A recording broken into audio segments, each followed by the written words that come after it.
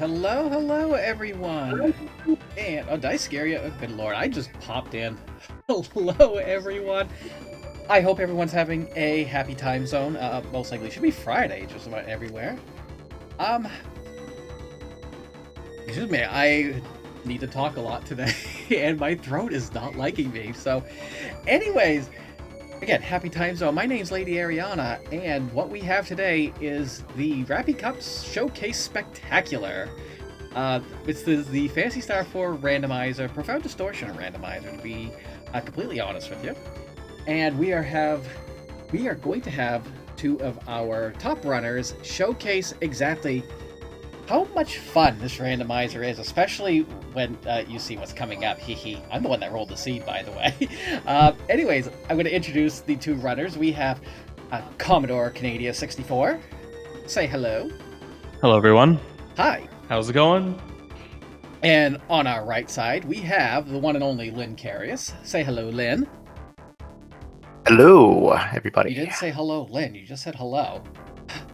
I'm disappointed, Lynn. I set you up there.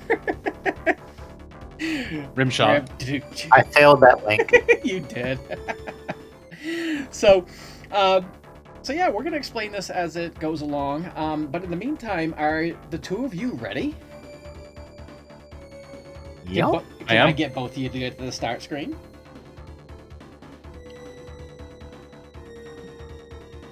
Done and done. Good luck, Lynn. All right. There we go. So we're going to begin a countdown, and on go, you go. So we're going to count down for 5. 5, 4, 3, 2, 1. Let's go. All right. So welcome, everyone, to the Profound Distortion Randomizer. So if anyone's familiar with Phantasy Star 4, this game gets turned way on its head, and you'll notice right off the bat, our team is already set. You start this game with a static team, and our static team, which is completely randomized, consists of Alice, Demi, Rika, Seth, and Raja. So if you've played Phantasy Star 4, you know two of these characters, they don't make it to the end of the game. And the green-haired one, of course, being Demi, is the absolute best character in the game. And here's a little secret. Commodore Canada 64 does not like Demi whatsoever. So I made sure this seed was perfectly meant for him. Our runners also start off with the hydrofoil. So this makes the randomizer much more open world. And in doing so, they also have access to very strong attacks right off the bat. And what Commodore is doing right now is that he is getting a few levels early on. And the hydrofoil will let you do these really strong attacks to enemies and also restore your HP at the end of it. So it's a good way to do it. Now this is Lynn is fighting an enemy that is a potential boss, and if it is actually a boss, then it looks like it very well could be a boss. So what that means is that Lynn is going to get a huge XP increase, because what happens is that minor bosses in the game can sometimes be random enemies in the game. And just by having that, Lynn is probably going to be at a higher level, possibly, to Commodore at this point. Now, the other item that these two start with is a new item that was not in vanilla that I added into the randomizer, called the Rappy Cap.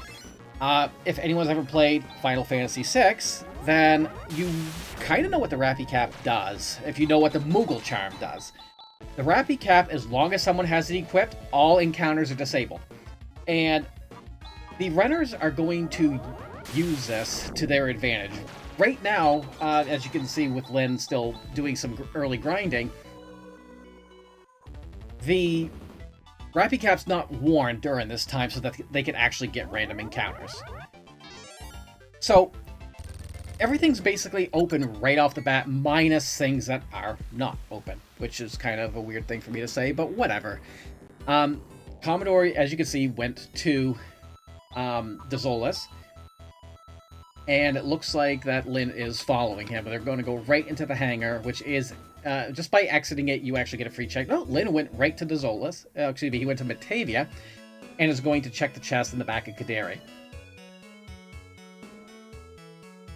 Let me do this real quick. And I'm going to try and keep an eye on chat the best I can to answer some questions. We do have quite a few members of our community in chat right now, so they can actually go ahead and answer some questions better than I can on that, so I can focus on not only streaming, but also tracking at the same time. So there's another key chest in Passageway, which is where Lynn is right now, and it looks like Commodore is going to check out things as well. And Commodore Canada, you gotta have a new follower. Isn't that wonderful? So the hangar had another Rappy Cap. Not exactly useful right now, but hey, you can sell it for money. And the Passageway, Lynn being very happy, I am sure, with that item in the Passageway, as he managed to snag up the ice truck. Which, because I'm the one tracking, and because I did not set this tracker up right, we have that. So, basically, I have not actually explained this. In the middle of the screen, you see the objectives list. In order to open up the final dungeon of the game, you have to complete all of the objectives. What these two are playing right now is a version of the game called Voyage Mode. In Voyage Mode, all you have to do is complete the objectives of the 8 locations. In Boss Hunt Mode, those are instead boss names that you actually have to find, but you don't know where they are. Hunters, there's another mode called Hunter's Mark, which can mix those up a little bit. Some can be locations, some can be bosses. So once all 8 of those objectives are met, then the edge opens up and you can go right to the final boss at that point. But the thing is, we don't know what's going to be in here. Soldier's Island is very tough. It's easy to get to because they do have the hydrofoil. However, it is the strongest boss location in the game. Looks like Lynn right now is shopping right now. So the Iato Mall actually has a lot of shops to go through. And Commodore is gonna check Iato. There is 2 chests in back. And one of them is a key chest. This is not good gear start. This is low gear start.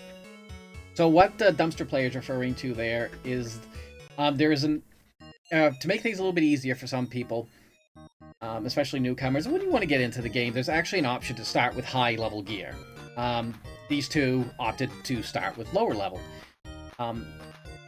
So now Lynn is going to grab his laser barrier as well from the back of Iato. So laser barrier has an added feature in Randomizer that didn't have in Vanilla, and what the laser barrier does is if used as an item, the entire team gains a magic defense bonus. It's kind of like barrier, but it's a little bit weaker, but early on in the game it will be a big help.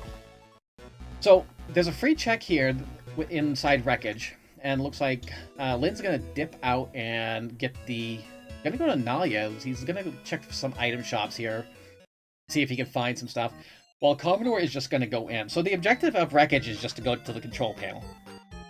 The control panel itself will have an item. As far as what item, though, we do not know until we actually find out. So, Lynn dipping into Wreckage, but then dipping out, realizing it's not an actual objective, and then going right to Zima. And Commodore Canada is grabbing the motor ring from Wreckage. So the 5 rings of stars from the original, which were part of the end game in original, are also in here. Anybody can wear any of them. The motor ring gives fire resistance and increased agility. And let's see, Molcom has the Eclipse Torch. So Lynn Carius now has the Eclipse Torch. He has everything he needs to go into Gruberk Tower. Whether he wants to or not is another thing, because nobody ever wants to go into Gruberk Tower. Let's be real there. Gruberk Tower is affectionately known as Garbage Tower. So Commodore Canada is opting to go to Mile Ranch. is when he steps into the ranch, it's going to trigger a boss fight, which is why he's setting up his macros right now. And this is also another reason why both of them gain some early levels, because this boss can be a bit tricky if you're under-leveled, and if you don't have the right amount of gear. And we got Guy Laguia, so this is not an insta-killable boss. So, as you may notice, if you've played Vanilla, you know that normally there's a sandworm there. Well, there's not here because we shuffle bosses around, we randomize them. Guy Laguia is a boss in the original, but there are some minor enemies in the game that have been upgraded to bosses. It just depends. And by Raja. So, Lynn Carius, that particular shop that Lynn just went to in Termi, is a guaranteed pipe shop. And what that does, or music shop, basically, it's guaranteed to have telepipes, escape pipes, as well as rappy caps and a call flute. Call flute's an item that was added in as well. Think of it like an alarm from Final Fantasy IV with Free Enterprise, where you could basically call a fight and just force it based on where your location is. The thing is, a call flute has unlimited uses. So having that, especially if you want to grind at any point, that's a good way to do so. Commodore Canada deciding not to fight that boss in Mile. It's not required, if you don't know that if it's required yet. It's good experience. Lynn going into the plate system. I must have missed that he picked up the plate key. Where was the plate key? I did not even pay attention. But in order to get the plate system, you need the plate key. And the plate system is not required. Where did he get it? I don't know. I wasn't paying attention. But evidently he has to have had it. And he got a Swift Helm there. So nobody in the party can actually equip the Swift Helm. But it does cast Sanner, which is an agility buff. Oh! Commodore running into a quad fight. And a quad fight nobody wants to see. Now, Raja can one-shot them with Holy Word, but Dark Riders are extremely powerful. And quad fights have only 50% of that spot's HP.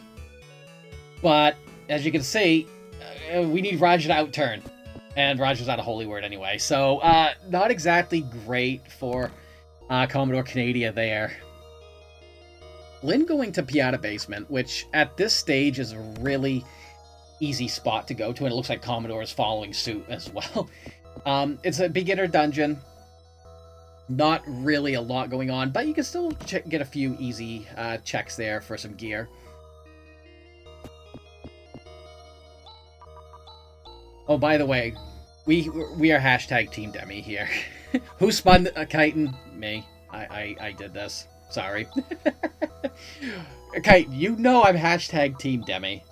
And anything to make Commodore mad is what I do.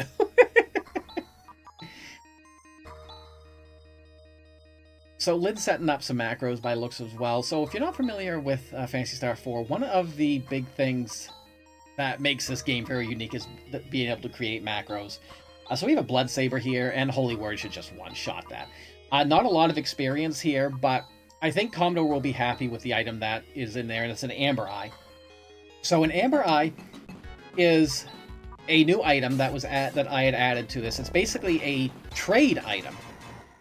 So there's one spot in the game in Kaderi where you can take the Amber Eyes and trade them for the guard equipment in the game. And it's the best armor in the game. And I want to do something cool, kind of like, you know, how Adamant works in original Final Fantasy IV. And you can see Commodore's going for that right now. Lynn's going to try for that boss. And Lynn's noping right out, knowing he can't insta-kill it. And Commodore grabbing a piece of guard armor, which is the strongest piece of gear for Demi. Now, Lynn not liking his predicament right there. Now Commodore getting the Eclipse Torch as well. Let's see. And the thing is, I don't know if... I haven't seen if Commodore went into Passageway or not. And there's a hint grave up here, and it's just talking about the boss of the Climate Center. So he knows who he's going to have to fight up against in the Climate Center now. That particular grave can either give you a hint, or it can just send you on a wild goose chase. Which actually, no, that's wrong. By wild goose chase, I mean give you one of the many wonderful quotes that the community has given towards this randomizer. Both Lynn and Commodore are opting to go to Monson Fissure now, which is a required spot. So this is one of the objectives. We have Alice. Ooh, this is like looking into a mirror. Alice versus Alice. And I can already hear both of them rolling their eyes at me right now because you cannot insta-kill Alice in this game. On the good side, though, Alice only does single target attacks. So nothing you really have to worry about as far as that, as long as you can throw out a defense. That being said, because both of these runners have opted to have random AI, and by random AI I mean random attacks, basically whatever you're used to seeing an enemy face in Phantasy Star 4 is completely different now. And so one of the things I did with Alice, and they're both like, nope. One of the things I did with Alice was give her some extra attacks. Yeah, it has the same animation, but it does have different elements. So it kind of does give the challenge a little bit. I am limited on what I can do with a lot of the programming of this randomizer because a lot of the graphics and a lot of there's so much in this game that is compressed, and it's impossible to look at from a hex point of view. So everything you're seeing here is everything that I can change with the game without needing to uncompress it. Alice throws Boomerang, accidentally cast Negatus. That would not be fun. So Lynn now going to Zeos 4 and is going to find those Dark Riders. Commodore going to Plate System and going to get that checked out. So right now, both of them are not in happy situations because it looks like they may need to grind a little bit. Unless Lynn can actually get through, but Commodore does have that guard armor now, so Demi is a little bit... Demi can withstand a lot more. That being said, they are all still pretty low-leveled right now. So Commodore getting his Swift Helm now. I think both of them right now are a little lost on what to do. Which, at this point, I don't blame them. Version 6.2.2 just came out, and with it, some additional features, like the Amber Eye Trader, because it used to be that the Amber Eye could be traded, but you had to go to a certain place to get a certain piece of gear. I was able to turn a certain menu into the trade spot and just put it into Zeo's Church. It's been fun trying to mess with this game. Alice with Miracle is very helpful right now, Lynn hoping that Holy Word is going to cut that. As long as they don't get a Throw Lancer, they should be okay. Medic Power bringing Seth back up. And another insta-kill. So with one left, Lynn should be able to get through. Having that Shadow Claw on Rika proved dividends right there, and he got through Zeos 4. That was a huge boost. And a huge boon. That's going to put Lynn right ahead, even though neither of them have any objectives this far. And I didn't even start... I am bad. Streamer bad. I didn't even start the timer. Oopsie doodle. Why did no one call me out on that? I don't know. I'm not even looking at chat that much anyway. My fault. So, Zeos 4 gives the Photon Eraser in this particular scene. Photon Eraser is the strongest weapon for both Ren and Demi. While in vanilla, Demi can't use it. She can use it here because I had to make Demi better. So Lynn now getting Zeos 4 done, not getting any progression, but he still does have both the Ice Truck and the Eclipse Torch. I don't think he wants to eye the I don't think Lynn wants to eye the Garubic Tower right now. But Lynn has not done Hanger yet, so he does get that check there. I also love it when someone's in Kaderi and then hydrofoils to the spaceport. I do that all the time, and it's like, oh my god, I could have just walked there.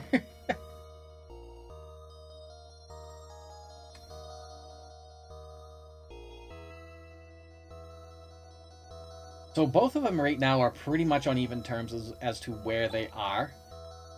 Getting that Rappy Cap. And both of them are probably going to look to try to find more gear. Because right now that is what's holding them back. Commodore stopping into Zoza to get that Warp Point Lynn going right to Mistvale. Mistvale only has 3 checks. And it's not even required here, but there is a key item here. And with any luck, it can lead to progression for either of them. But there is one very important part of Mistvale, and that will be coming up in a moment, as long as, there's no menuing. Getting a Snow Crown there. So a Snow Crown is a helmet for Alice, Rika, and Kira. And what that does is it actually casts Deband. So it's the item defense boost, and it works for the entire party. Also, a lot of cats, and the Alshleen. So both of our runners are going to be getting the Alshleen here. And I will do that as soon as that comes up. So the Alshleen, if you use it as an item in the town of Zima, it opens up that town, but it also opens up the 2 dungeons that Zima has, which is the Bio Lab and Birth Valley, which has 2 checks there. It's not required for either of them. But, alright, so we got Climate Center. Lynn going right for the Climate Center and hoping to get that boss in there. Now, Commodore Canadian knows what the boss is. Lynn doesn't, because he didn't check the hint grave. And who can blame him? I really never do either. And the thing is, Commodore is confident at level 12 that he can actually go in and defeat that boss. Lynn's a little bit higher level because he did defeat the boss of Zeos 4. Which isn't required, but the extra experience should help him a little bit. Yeah, Commodore always checks that hint. That is something that he does. I forget all the time. There's actually another hint grave in Mies as well. But with the amount of instant death abilities they have right now, a Holy Word should just take it out in one shot if they both think to use it, which I'm positive Commodore will. Raja's the only one. Excuse me. Raja's the only one in the game that can use it. Alice has Death, so there's a lot of instant death abilities on here, and Death Spell is enough to take it down. That being said, the other disadvantage of being in the Moon Slasher, so there's Alice's best weapon right there. The other disadvantage of being this low level is you are going to get outturned. So agility is one of the most important stats that you can have in the game. Looked like he was equipping Raja with the Color Scarf. There we go. So the Color Scarf gives a boost in agility. And also, if you use it as an item, will also increase the party's dexterity. So Lynn opting to also check out Rachel, which is now a boss fight. And he's got some servants. That's an ugly fight. I'm not going to lie there. That is a very scary fight. So yeah, switching to the Color Scarf was a very smart move. Lynn getting that warp point there, and it looks like he is going to opt to continue. So the weapon boss is a weapon plant has another boss as well. That's new to the randomizer. It normally doesn't have a boss in vanilla, but I took one from Climate Center and put it into. Lynn, you can't get in there. You don't have the frayed mantle. They don't know who you are. So Commodore's going to check the other hint grave and see what's there, which they all say the same thing. Oh, I'm sorry, everyone. Commodore just turned off his webcam too, and at least I saw he's probably fuming right now. So, if you've played vanilla, Zaethul is the triplets from the Air Castle. And they're at Soldier's Island, so their stats scale to what Soldier's Island was, which would have been Dark Force 3. And there's 3 of them. So that's a very scary situation. Another Amber Eye in the Gumbius Temple for both of them. So there's some more equipment, which they're both going to need anyway. Another Rappy Cat, because why not? So Lynn opting now to go, saving outside, because as soon as you enter, you now have a slug. So again, this is another minor boss fight that should be easy to kill. The thing is, Seth no longer has anything to kill it with. Alice does have death, though, and that should hit. Lethal image. Wow, the combo! And it missed. I did not think that was going to miss. Usually, so the way death works is it's one of the few instant death abilities that rely on the enemy's... which stat is it? It's not the mental stat, I will tell you that. I believe it's the agility stat of the target to determine whether it works or not. However, that Shadow Claw coming in clutch for Lynn again. Holy... So, Lynn's completed the objective of the weapon plant boss. However, there is a chest in here that could contain some progression or could contain a good piece of gear, and it looks like Commodore also has weapon boss down as well. So, some of the items that they're now looking for as well, they both want to find the Valhalla key in order to get into Valhalla Fort. They both also need the Arrow Prism in order to get into the basement of the Air Castle. They can fly to the Air Castle right now if they want to, but they can't get into the basement, which is where the major boss is for that. Lynn going right to the main check, and is going to get the key item there. It looks like Commodore is right on his tail. This is a neck-and-neck race, everyone, and this is just how fun these races can be. Granted, both of these are some of our top-tier players. They are demonstrating the capabilities of this randomizer very well. And Lynn getting that Valhalla key, so he now has access to Valhalla Fort to get that objective. And Commodore is not that far behind him, and he'll be getting his key here in a moment as well. And there it is. So, Lynn now has a few options open to him. He can go to Valhalla Fort and get that. And the other item they need is the Holy Sword at the Elcidian in order to open up Anger Tower up in Rycross. One of the things about this randomizer is, yeah, you do have a lot open to you right off the bat, because you can go to Matavia, Dezolis, Rycross. You can access all three planets. You can go to Curran, and now you can actually go to the Air Castle. It used to be that in order to get to the Air Castle, you would have to use the Arrow Prism. That being said, there was a bug with that, but no more. The bug's been fixed because it doesn't warp you anymore. You just need to go. Lynn opting to get a guard mail with his Amber Eye, and you're gonna get 2 guard mails? He's thinking. Getting 2 guard mails, not opting to get a guard rod. So guard rod has been buffed in this game, so it still casts... it still heals everybody for a massive amount, but it's been buffed a little bit, so it does help having it, especially if you don't have any casters.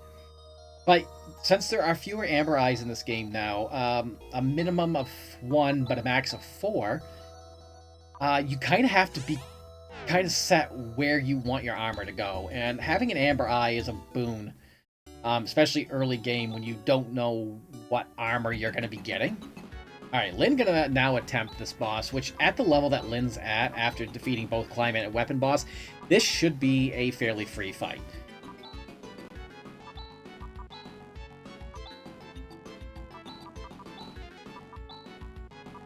Just gonna chill for a minute and let some of that sweet, sweet music go. Getting Barrier out to increase the magic defense. And shifting Rika's attack, Sanner. So Lynn's getting the typical buffs out. Sanner increases agility.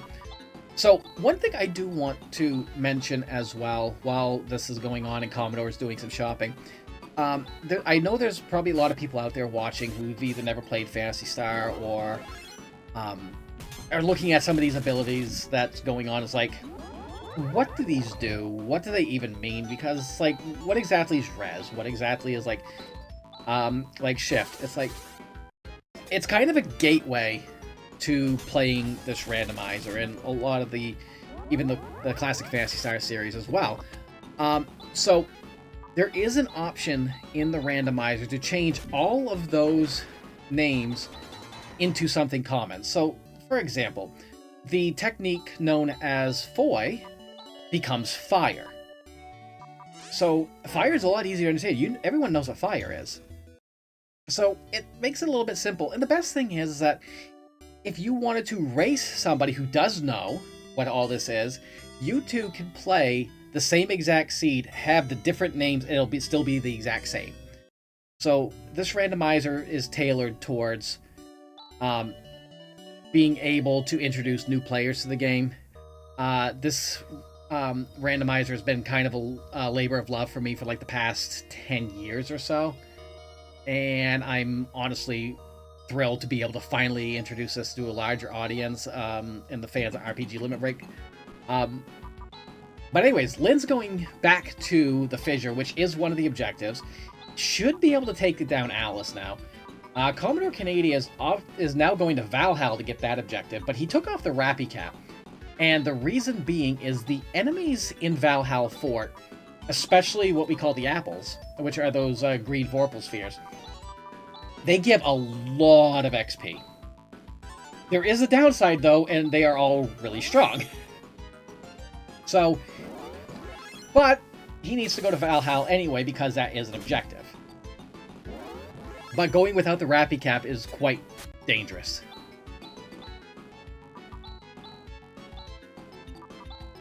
And also, you probably also noticed, like, why does Alice have Miracle? Well, abilities are randomized, so some people can, or any character can get any technique. Skills, on the other hand, are limited because of animation restrictions, which hopefully one day I can do something with that. But again, a lot of data in this game is compressed, so I'm very limited on what I can do. And let's just put it this way, 68k is not easy to actually work around. Not gonna lie, I've had this game call me dummy a few times. I do have the proof for that too. Commodore opting to face one of the life deleters, appropriately named. And Lynn getting the fissure down. And getting the Rycross ring. That is a big bonus right there. So, the Rycross ring, you could not wear it in the original. It was basically just a fluff item.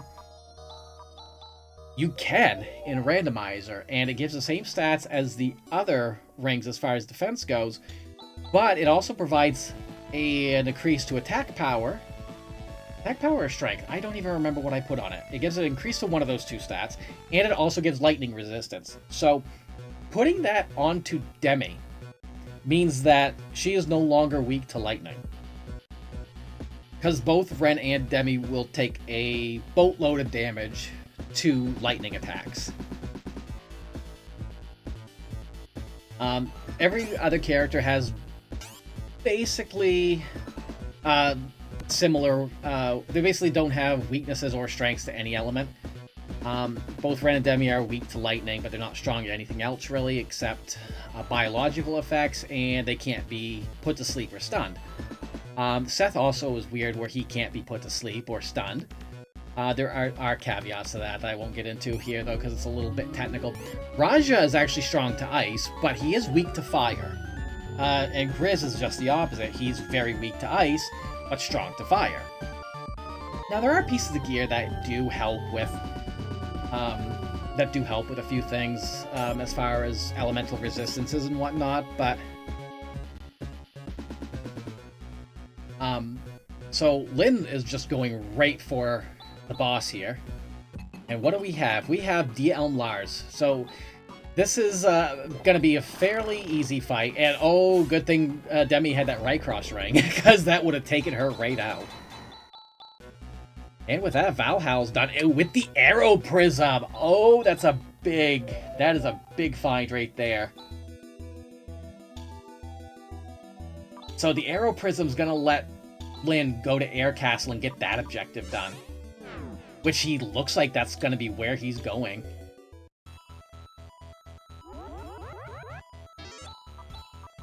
And at level 25, with this particular team, he could do it. Oh. Okay, he just went to heal. Looks like he's... Oh, he's going to Rappy Cave. Okay. So Rappy Cave, not a very long dungeon. And there's no chests in here, and there's just one boss. However, we're going to be introduced to our first major boss of the fight. Excuse me, of this seed. And it looks like Commodore is going to be getting his Arrow Prism now.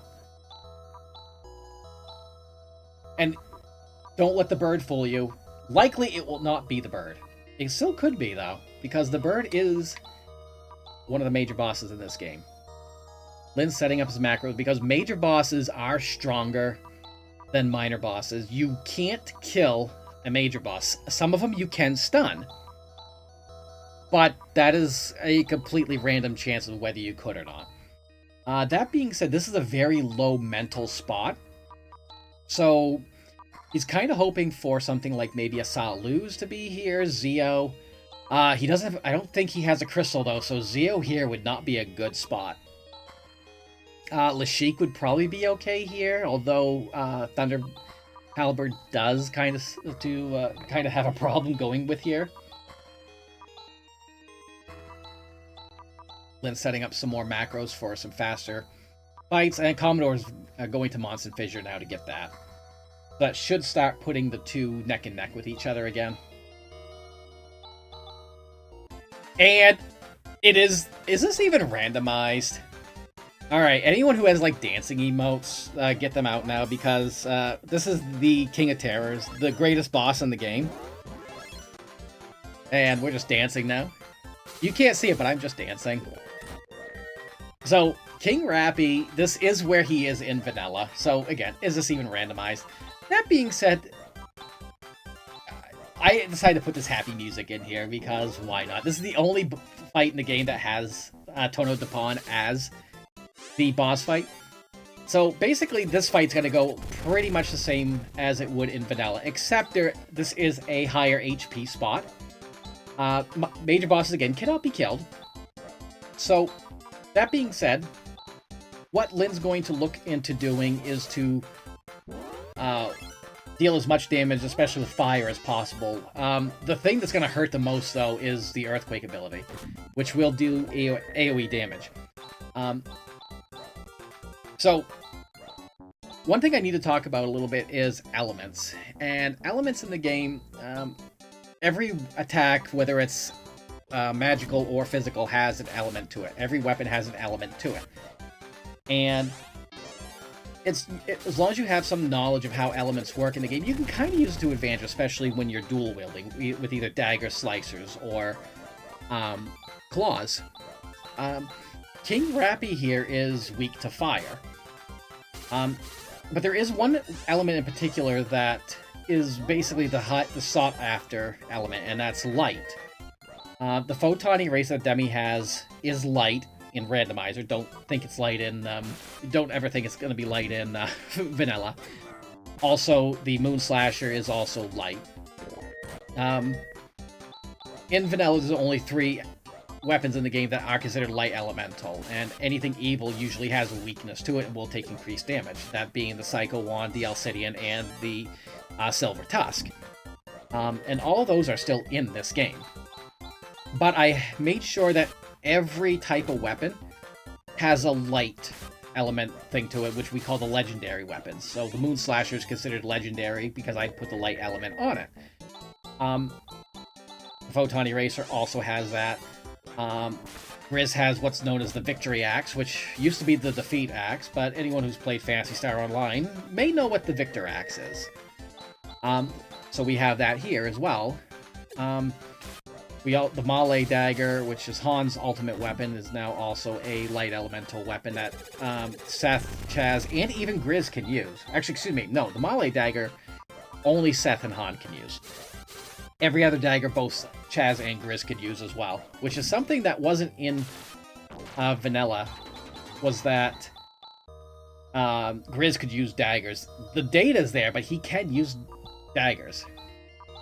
And Commodore now very happy about his bird. So, the thing is, Lyn can finish 2 more objectives if he wants to now. Soldiers would be a bit of a stretch at the moment because it is a very dangerous spot. Commodore knows who the boss is of soldiers, so he can prepare to the best of his ability. Lyn doesn't. Looks like Lyn's opting to check out wreckage now, probably for that free item.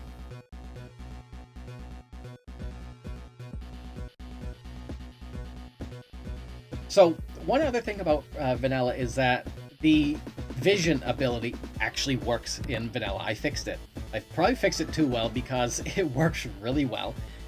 It increases your party's dexterity, and dexterity is important as far as not only being able to hit the enemy, but also being able to crit your enemy. So, a critical attack is actually faster than using skills as far as the animation goes. So let's take Chaz's crosscut, for example. If you were to just normally attack and it lands a crit, it will do nearly as much damage, if not more, than crosscut, depending on what weapon Chaz would have and what his strength is at. And it looks like Lyn getting his motor ring now. Oh, bye, Raja. Oh, we hate to see it. So Lyn getting wreckage done. The only item he's looking for right now, in order to be into go mode, would be the Alcidian. But he doesn't know where that is. And neither Hintgrave has that. The only person who knows where the Alcidian is me. Because I got the spoilers here. And I'm the one that rolled the seed. So... And we're going Air Castle.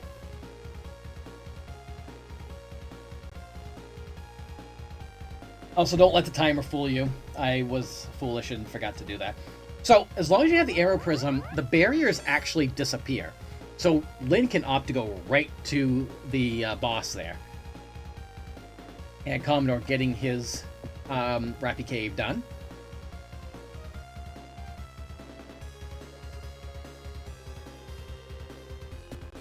Everyone, let's just jam out to this music.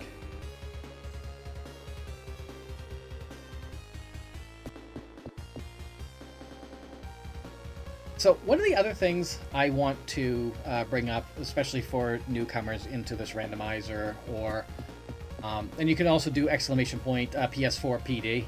Oh my god, we just passed Zealand! Yeah, we're going right to Air Castle. That's something I can't quite fix yet. So, the tracker that I created, there is a tracker, and it's just an HTML tracker. But it does have all the maps in-game and where every check is, so it's very handy for newcomers to be able to just jump right into this randomizer and go. Whether you've actually played this game or not. Which, if you've never played Vanilla Phantasy Star 4, I highly recommend it. It's not too difficult to find these days. Probably on Steam for like $3 or something. It's on Nintendo Switch Online. This game's very easy to come by. Unless you want the cartridge version, then, you know, good luck. But it's not a hard game to come by. And if you want to play the randomizer, the community is so welcoming, and it's one of the joys of my life has been able to watch this community grow and be a part of all of this. So what do we have here? So Lyn's already at the boss of the Air Castle, and Commodore is right on his tail. So in Vanilla, you'd open that chest, you'd fight a Phantom, and then you would have to fight Lashik.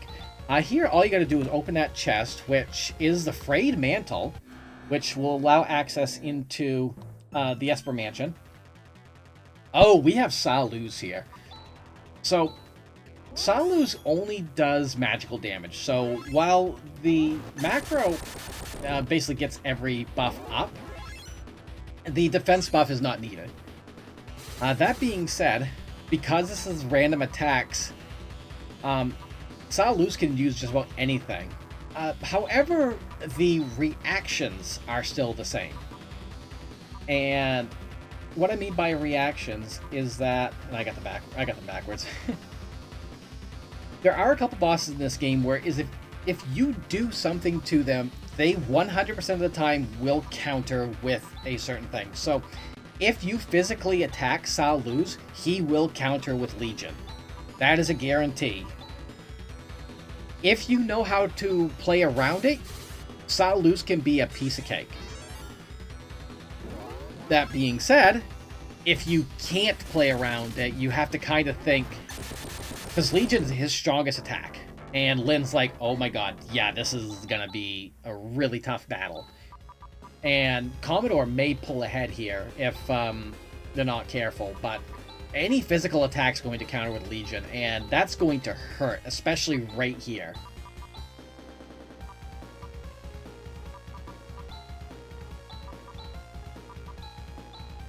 So Lynn, I think, not so much realizing the pain that Salus was causing, but that some of the attacks he was doing was only dealing 1 damage, and that's because there are a fair number of elements that will not damage Salus. And one of those is the physical normal element. Things like Zan will not do damage to it. Things like Gra will not do damage to it, which is the gravity element. Fire will not do damage to it. So, making sure to get that barrier up is a very important thing. Mind Blast is a random ability that it cannot cast in vanilla, but can cast here. Mind Blast is one that he wants to see right now because it's not hitting. It is an AoE stun effect. Seth opting to use that Thunderclaw to deal some damage because his normal attacks right now are not going to deal anything. That being said, Legion still hurts. And thankfully Miracle heals everybody, so that's good. Also, I'm very disappointed in Commodore. He always leaves Demi on the ground, and so we're all Team Demi. Demi is the best android in the game, and also the 4th best girl in the game. I only say that because I really do like Alice, Kira, and Rika a little. Actually, no. I like Demi better than Rika. I said it. I am Team Demi all the way. However, Kira is my girl, so what can I say?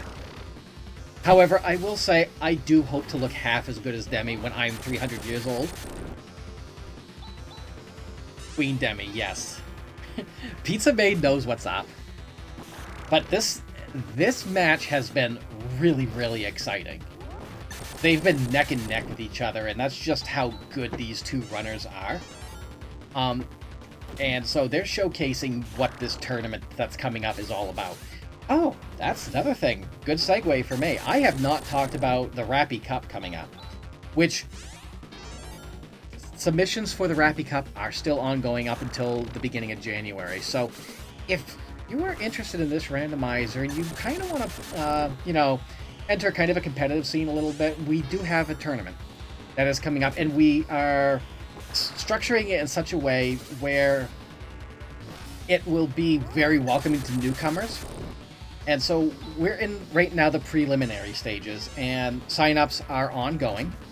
So you can, as long as you sign up, you have all the time up until middle of January to complete the preliminary seeds. And you just submit your times, and there's nothing to gain, nothing to lose in it. The only thing they determine is where we're going to put you in group stages before we start doing round robins. And this is only our 2nd tournament, and the randomizer's been around for a while, but the community's quite small, and we definitely love having more people in. I know a lot of people play Free Enterprise as their main RPG competitive randomizer, and to be honest, a lot of how I structured and designed the randomizer for Phantasy Star 4, especially in the open world nature, I did borrow some of those ideas from Free Enterprise. And the open worldness of it has been just wonderful as far as... There's the Alcidian! Lyn is in go mode, everyone! And Commodore is going to be very happy with that. This is neck and neck. And here's the thing. Lyn kept Demi alive. So that allowed Lyn to finish Salu's, even though he had to start the fight a lot earlier. So Commodore now getting his Alcidian as well. So Anger Tower is now open. We are in go mode for both of them now. Anger Tower is a very short dungeon. It's a minor boss there. That being said, they both know they have to go to Soldiers for their last objective. Yeah, both of them are in go mode. This is... I couldn't have asked for a better match. This is showcasing everything just perfectly, and I couldn't be happy. This is how exciting these races can be. This is neck and neck. This is still anybody's game, and it's a Desert Leech. Desert Leech... That could cost some time, though. We don't like to see Earthquake here.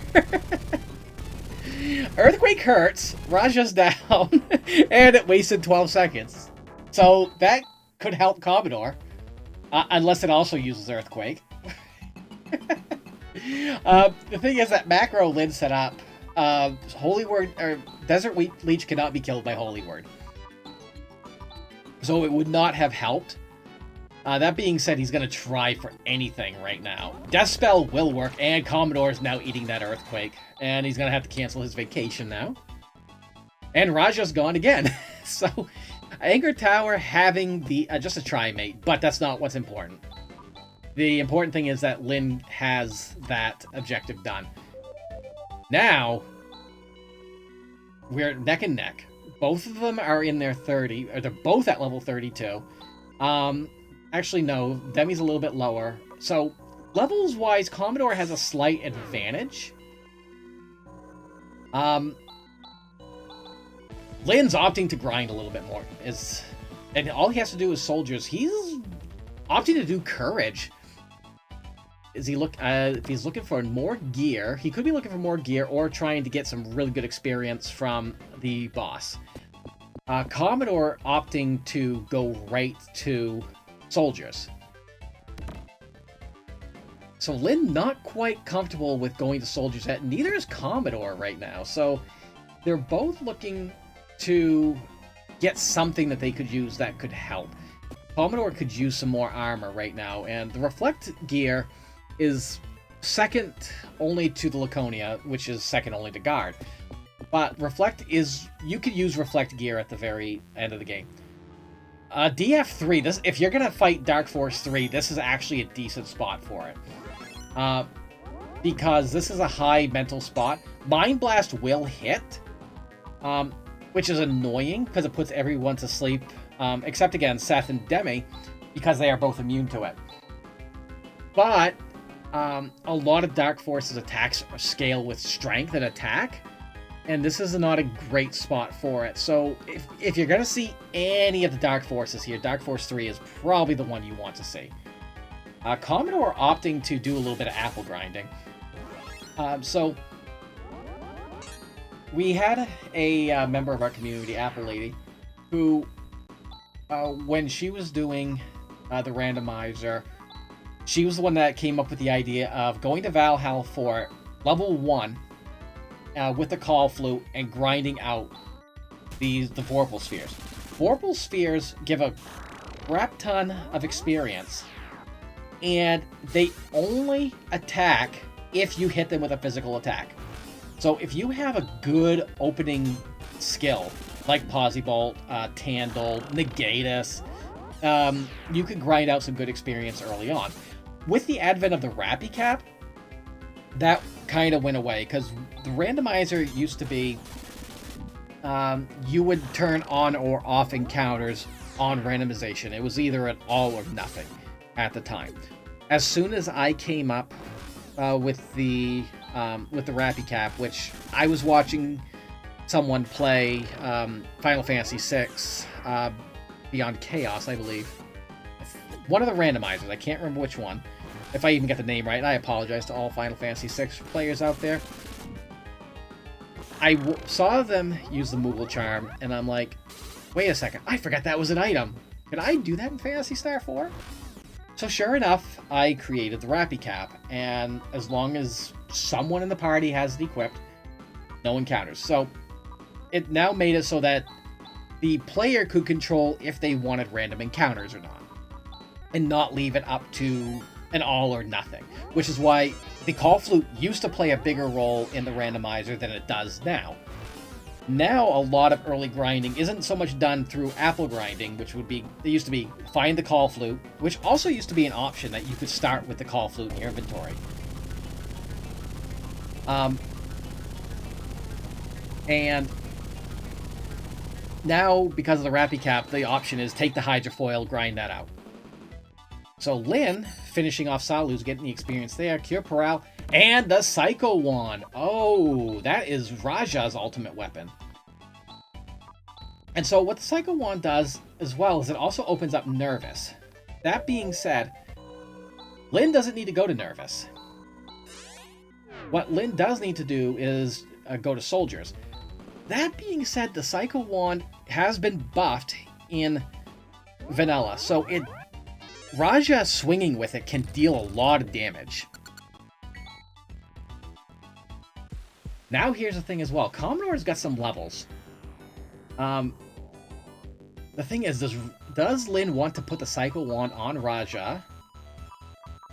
Or does he want to just go for it? So that's what Lyn is opting to just go right to Soldiers.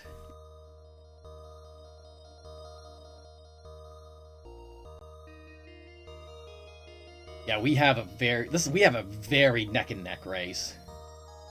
And we're only a little technically over, I would say a little under an hour right now. A typical seed of this, at least once you get comfortable with it, anywhere between an hour, hour and a half. This is a very quick run to do.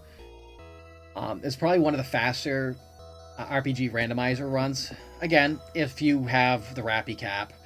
If you don't opt to start with it, or if you opt to start with nothing, then yeah, it's going to take you longer. But with standard settings, Lyn is groaning right now. Zayathol is a very, very strong fight here. And you can see why. Seth taking very minimal damage to that. But what Lyn may be opting to do, with any luck, is he's not looking to use AoE attacks here by the looks of it. He's looking to single them out one at a time. So, Zayathol has... Oh, and that may not be to his advantage. Zayathol is one of the few bosses that has a reaction effect to it. And the reaction is anytime it gets hit by an AoE ability, it will have all three of them counter at the same time and do a triple attack called Thunderburst. It hurts, but what hurts worse is getting hit by three, like, Geizans in a row. So they may be opting to do that, and you can see Lyn kind of strategizing what he wants to do. Commodore not happy right now, and not being able to get Barrier out right off the bat really hurts. Rika's Barrier is a little bit weaker than Seth's, because Barrier scales with the Strength stat. So, and here comes Thunder Blast, and you can see just how much damage that does.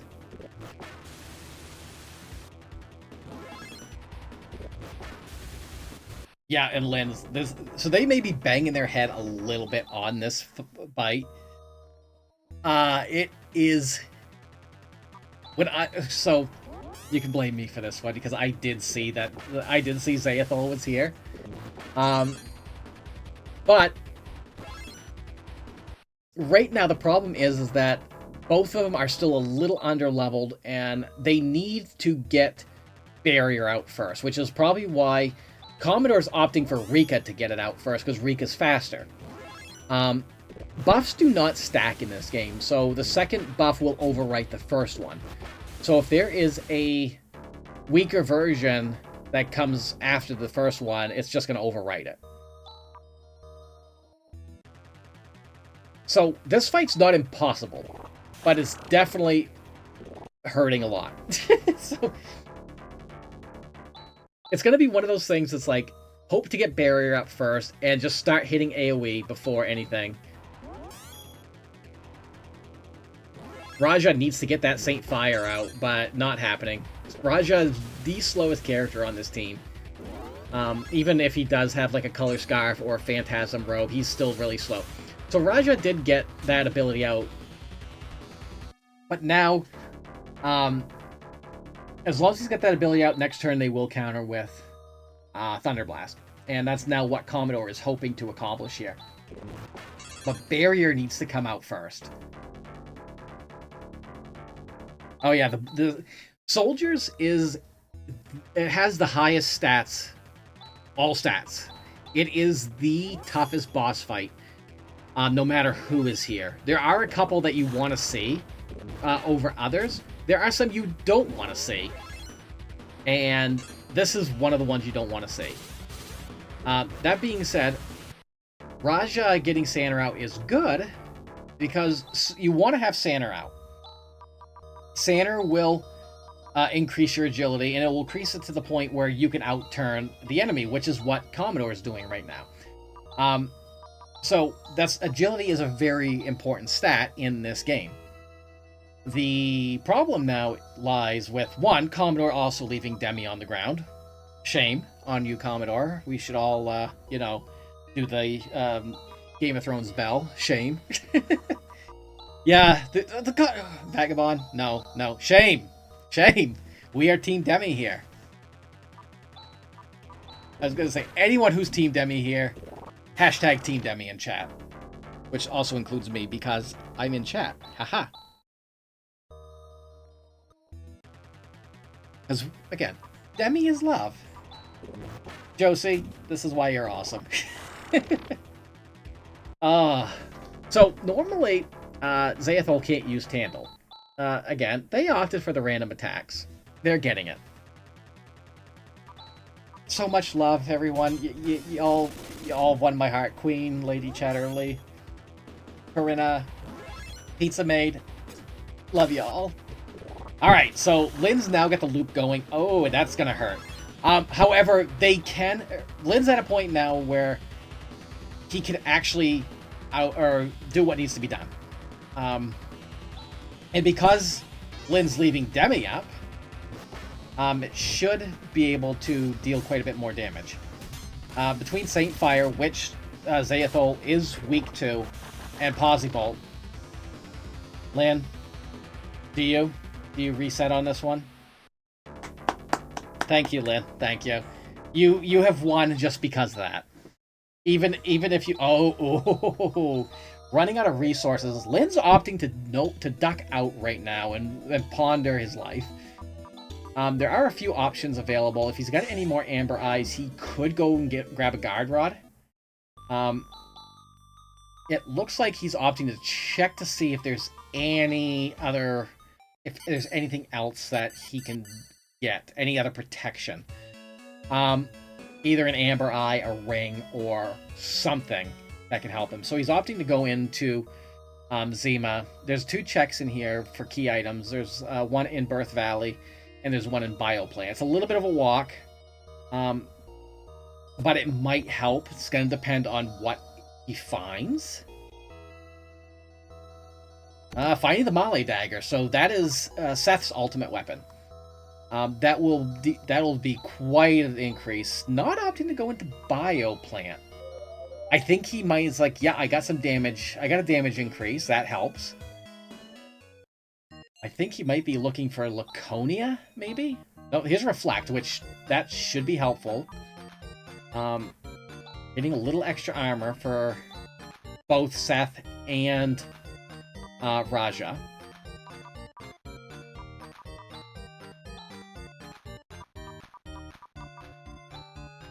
Got a couple Rappy Caps to sell there.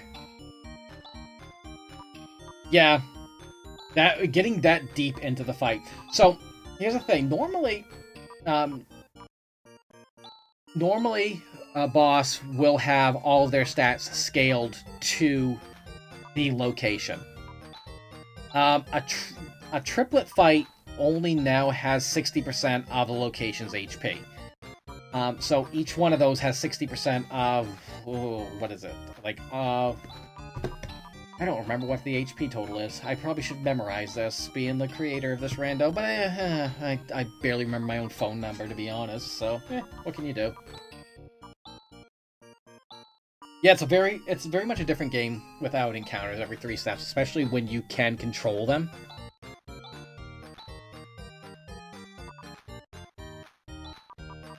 Commodore might have the rhythm down right now, and keeping Demi up is going to help dramatically. That being said, Demi can't be healed by conventional means other than Miracle. Lynn's still opting... Okay, Lynn's going to take a heal.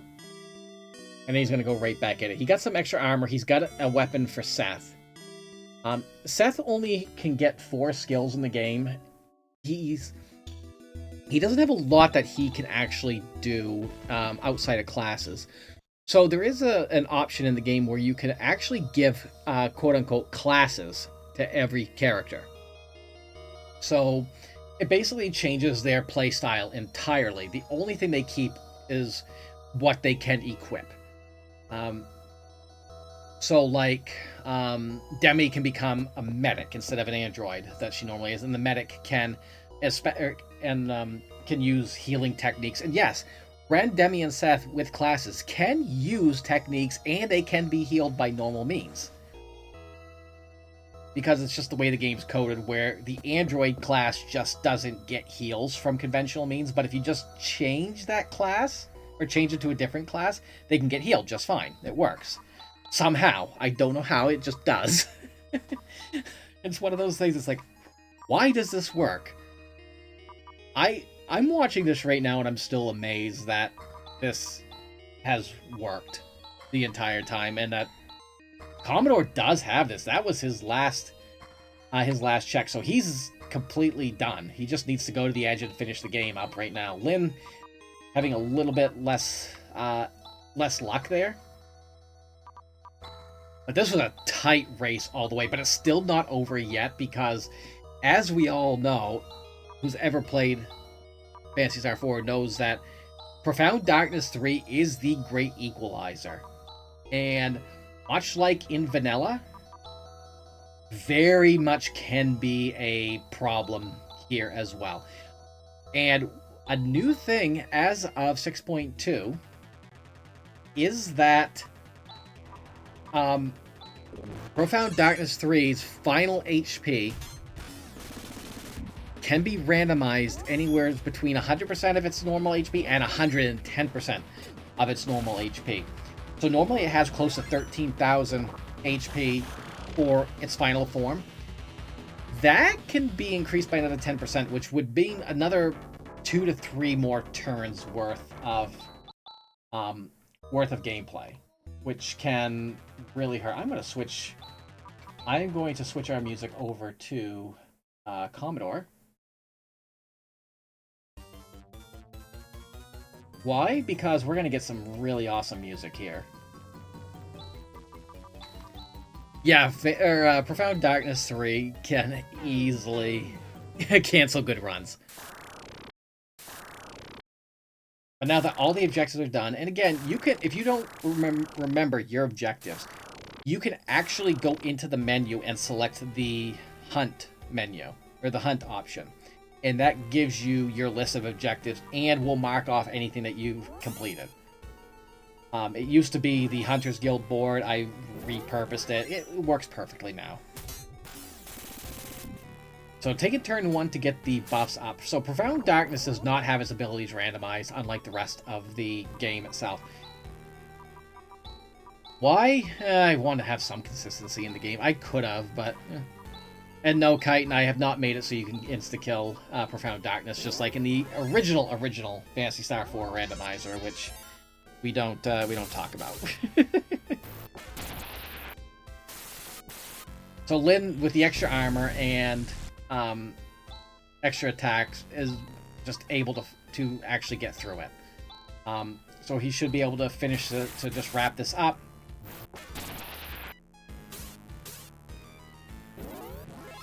getting all the buffs up in Phase 1. So Phase 1 of Profound Darkness only does single target attacks. So this is the perfect opportunity to get everything buffed up. But the thing is, you don't want to overextend yourself, because if you don't have a way to restore your technique points, which I don't think I saw Ataraxia on anybody. So you still need to be careful with your technique, or with your skill charges and everything else. Phonon will hit pretty hard. Profound Darkness is not strong to any element. It is weak to light and holy, though. So being hit with even the Moon Slasher, as you can see, Alice will still do a fair amount of damage.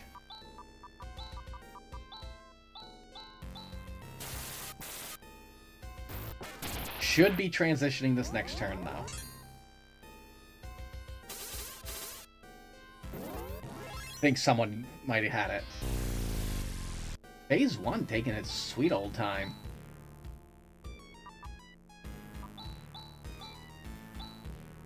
But to be honest, Commodore's damage output's fairly low, and leaving Demi on the ground, that could actually be a mistake. And I'm gonna say why. Because Team Demi. So again, Demi can't be healed by normal means, but however, that's also a damage decrease right there by not having her out. So Phase 2 is right here now. Phase 2 will hurt. It uses a lot of AoE attacks, and some of the strongest in the game. Profound Darkness 2 has 9,000 HP. Phase 1 has 8,000, but the way the game's coded is that they will transition at half HP. The reason being is that there's kind of a soft damage cap in a turn that can be done, and it's usually, you can't really, even if all 4 characters were to hit max damage per shot, you wouldn't be able to take it out completely in one turn. So that's why they have the 50% cap on that. So when this one takes 4,500 damage, we're going to see Phase 3 come out, and we are going to have some Sour Pleases, any other jam emotes. We're going to have a ton of it.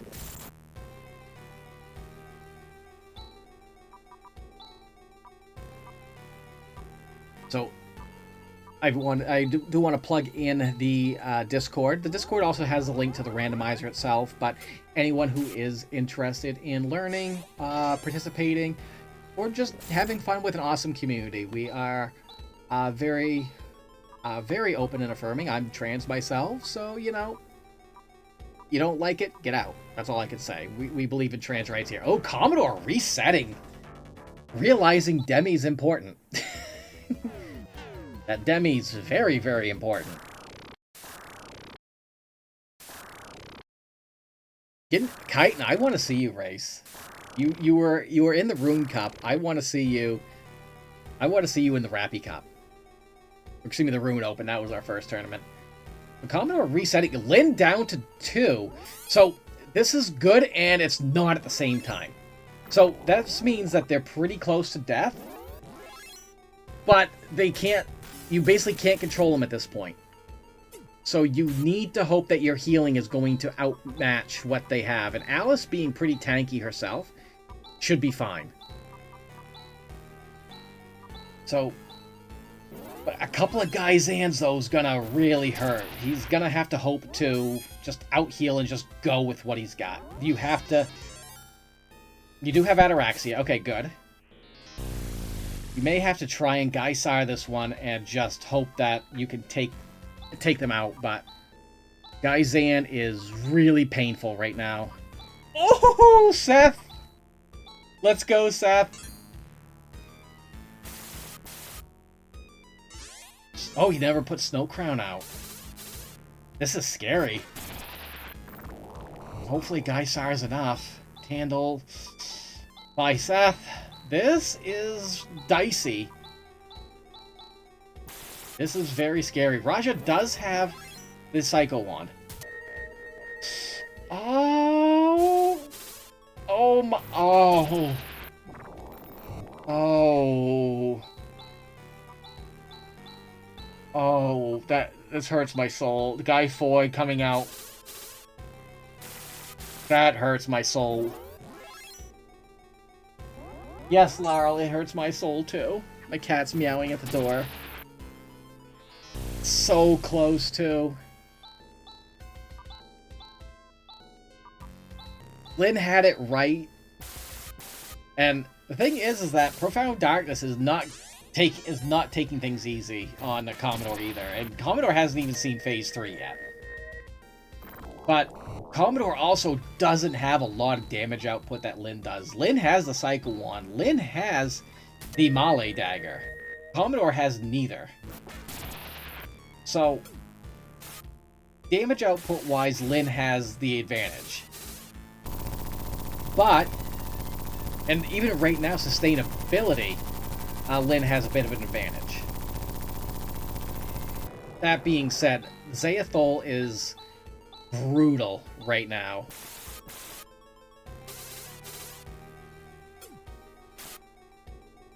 But again, Profound Darkness is the great equalizer.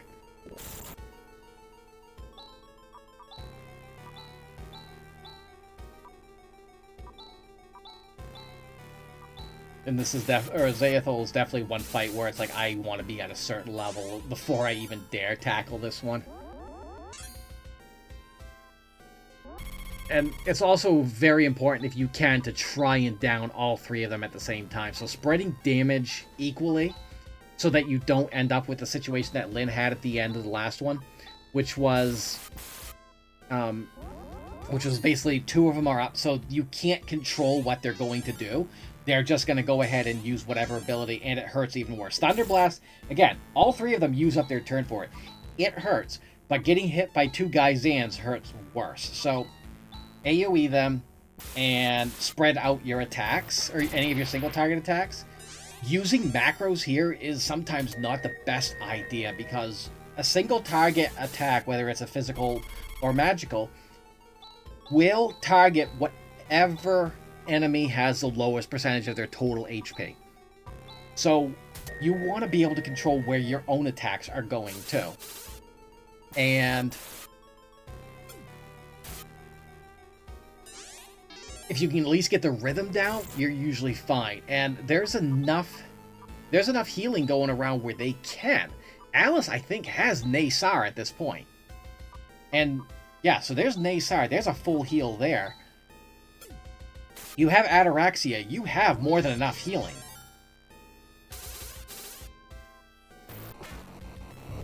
And it's like, you use Naysar, you use Recover, attack with the other three, you just lather, rinse, repeat, you're fine. Miracle is a good AoE heal. Also Demi with a nice amount of HP. Please not a 2+ hour seed. I hope not, because we have one more race after this. We're here until 10.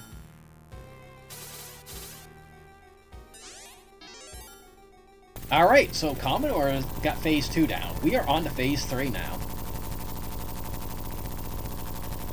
Bye, Demi. I'm sorry. My love. I'm sorry. Alright, it's jam time, everyone.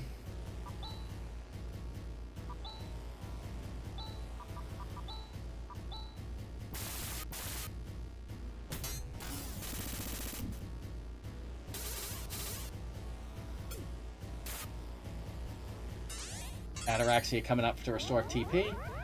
First turn, 100% always McGeed. It hurts. Commodore, you better not leave Demi down. Okay, opting for double Miracle. And hoping that the damage output will be enough. So, there is one ability that's very dangerous here. Not Evil Eye. Evil Eye kind of hurts, especially where it hit Alice. So, when a character is put to sleep, paralyzed, or they die, and they come out of that, they lose any agility buff they have. So, having your healer with recovered from a sleep effect is very disastrous, which is why you just saw Commodore rebuff with the agility buff. Oh, that hurts! That hurts! That hurts! Raja down really, really hurts. Demi does have medical power. That being said, Raja going down is not cool. Now, both of them do have the frayed mantle, which is a really strong robe for both of them. Or for Raja, but Alice just went down on Lynn's end, and Demi's down as well. So, Commodore, with Profound Darkness 3, he's looking out for what we call the Wombo combo, which is very dangerous. Oh, speaking of very dangerous, Lynn's in another dangerous situation. Guy 4 should be fine because Seth has the motor ring, I believe.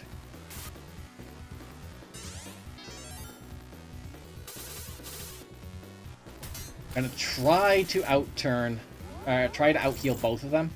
Guy Watt may hurt a little bit more, it does, but Raja does have Naysar, so we should hopefully get done with this soon. It's just the amount of damage that Rika and Seth are doing right now are very low, all things considered. They're only dealing like 300 and some change between the two of them. Rika and... Okay, that should be fine. They at least live to see another one. If they can at least get them down to 2. Or excuse me, down to 1. Seth also has Recover, so he can heal normally. Okay, he's down to 1. So, as long as they don't hit with something like Handle, which is what I was afraid of, but I think between the two of them, they should be fine. Raja just needs to keep Seth up. I don't think oh, I was going to say, I didn't think I saw a canceling. Canceling is a complete debuff. When you see that, the next move that Profound Darkness is going to make is most likely going to be McGee. And if you don't have your defense buff up, that can wipe your party. That's what the community calls the Wombo combo. That is what the vanilla speedrunners call the Wombo combo. That's what we all call it. It's just as dangerous in Randomizer as it is in Classic. Ooh, that was a good hit. So, Lynn's still running out of resources, but there's only one left there to get out. Guys, Zayan, please don't... Okay, should be fine. Seth's the only one dealing damage right now, so it's going to be a little bit slow. But Seth does have the Melee Dagger, so that is helpful. In a pinch, Raja does have the Psycho Wand, which should deal a good amount of damage. Switching to Geisar, because that should be enough. Geisar should still heal through Tandle.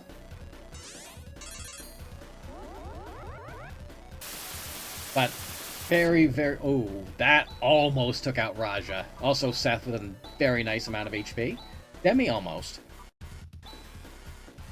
This is definitely Profound Darkness' Judgment Day. That being said, this race is still not over. And Lynn finally getting through. Oh. He's just getting a ceramic claw for his efforts. He's still going to check the other chest because it could still be worth it. So Lynn can finish the game now.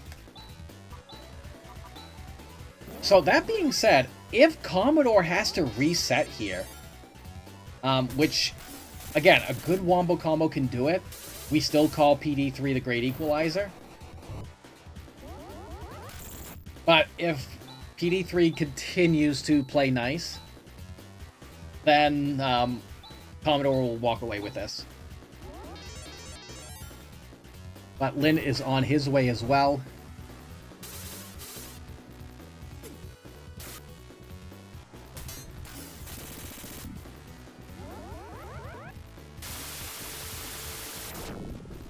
Every time I see McGee, I clench. Lynn opting to do a little bit of grinding in Valhalla. Not comfortable with the levels right now. He's only at 34 mostly across the board, with Raja and Seth being at 38. It's definitely not a level he wants to be at right now. It is possible to defeat Profound Darkness in your low 30s with the right team. This team, while fairly fast, if you're relying on Raja as your healing, it's not very pretty.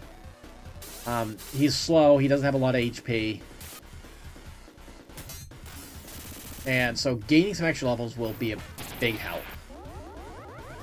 and this is the place to do it. It's the amount of XP required in Randomizer to level up is actually lower. So that's always helpful. There's the Naysar. Now the thing that could keep, and the thing that Commodore has a problem with right now is his damage output is low. He does have a good strategy. He, with Naysar Recover, switch to Miracle when you need to Ataraxia. But the amount of damage right now is still just really, really low. And he's on his last Possible. So that means... The thing is, though, Demi does have the Photon Eraser. So, physically, Demi should be dealing more damage with the Photon Eraser than with Possible.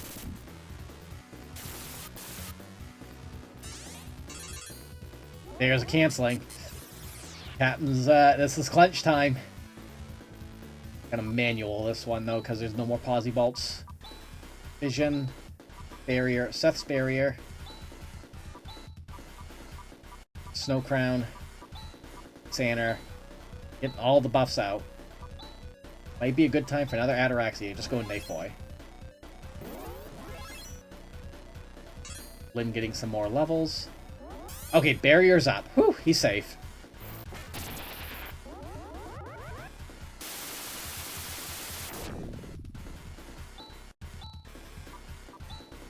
Yeah, having, because of the way canceling is and that, how turn order is in this game and how it's determined by agility, you want to be able to get your fastest character to use some sort of magic defense boost, whether it be Laser Barrier, Sashu, which is an ability that I added into this randomizer as well. It's a technique that raises your magic defense. Or Barrier itself.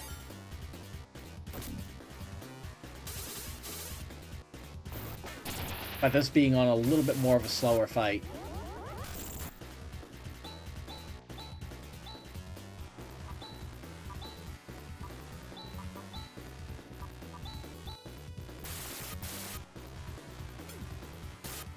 And that is time for Commodore.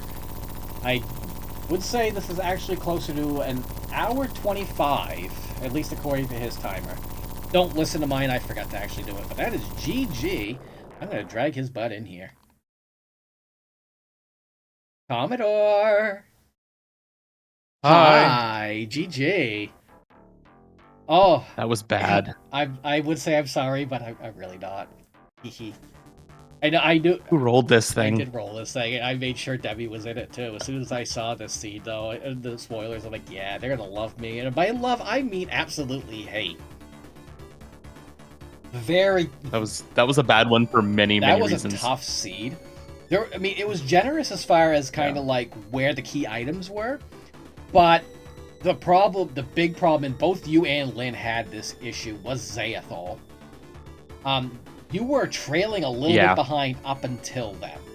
Lynn is right now grinding out, doing a little bit of apple grinding right now. He died like 2 or 3 times on Zayathol while having 2 of them left. So he would kill one, and then you know what happens when you kill one, it becomes a problem. And your damage output was a lot lower than his. He actually has both Psycho Wand and Male Dagger. So his damage output is, and he's diving into Edge right now, which I'm gonna switch our music over to his right now.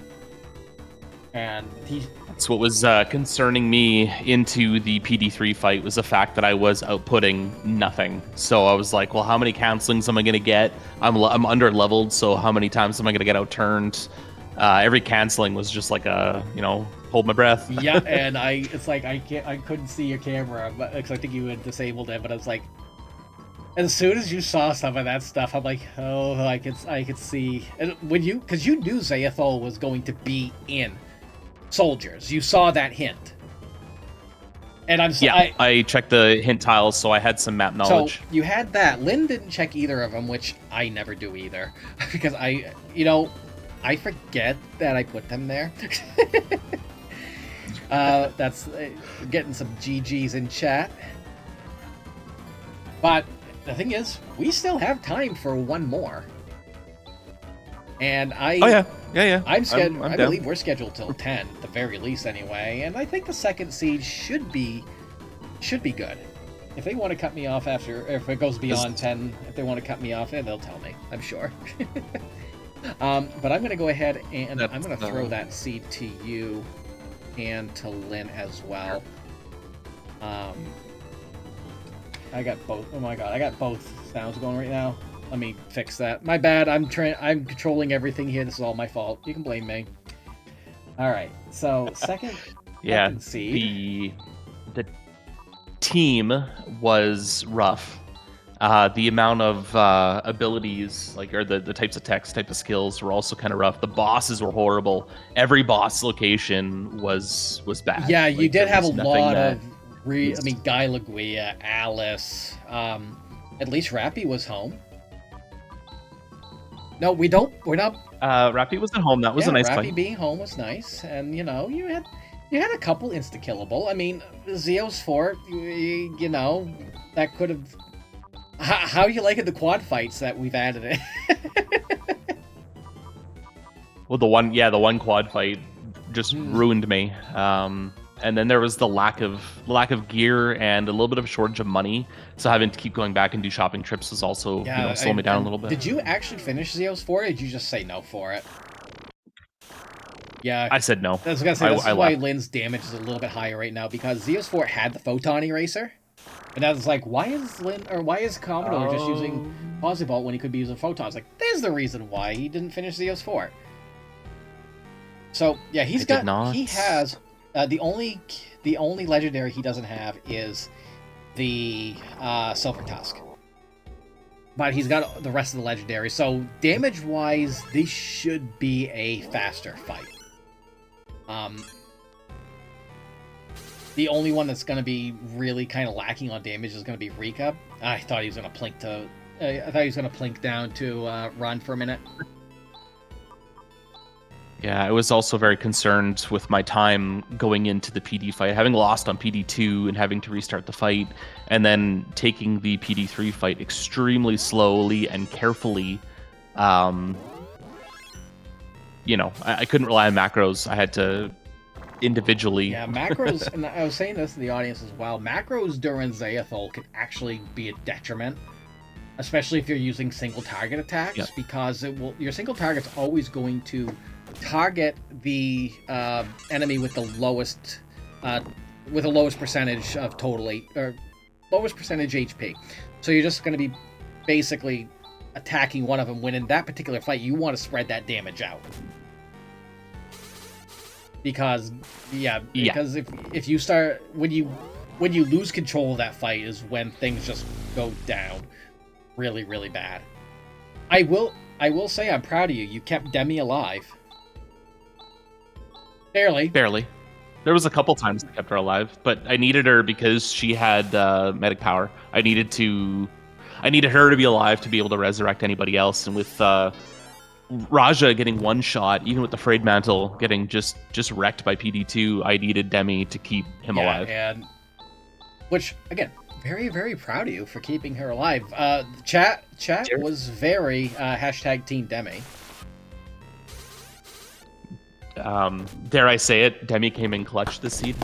Yes. we love to hear it. All right, Lynn going to PD2 now. He did a little bit of apple grinding towards the end of it.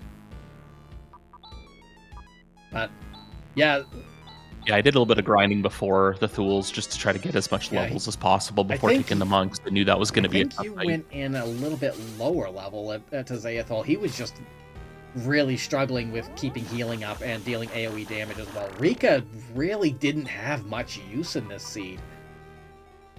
If the Silver Tusk had been found, that might have changed the game a little bit, because that would give her a big damage increase. But according to the spoiler log, spoilers, the Silver Tusk was in Curran. Oh, Raja goes down. Yeah, that was the problem I was having. Yeah, this might have been one of those seeds where PD2 this and might have Raja. been one of those seeds where Guard Row might have been good, but both of you only found 2 Amber Eyes. So you both, I think you found 2. You found 2. I found yes. 2. The other one was in Yeah. one of the other ones was in Tono, which you know you always fade Tono. And the other one, by the looks of it, was in Garbage. So neither of you wanted to go do that. Yeah. No. Nope.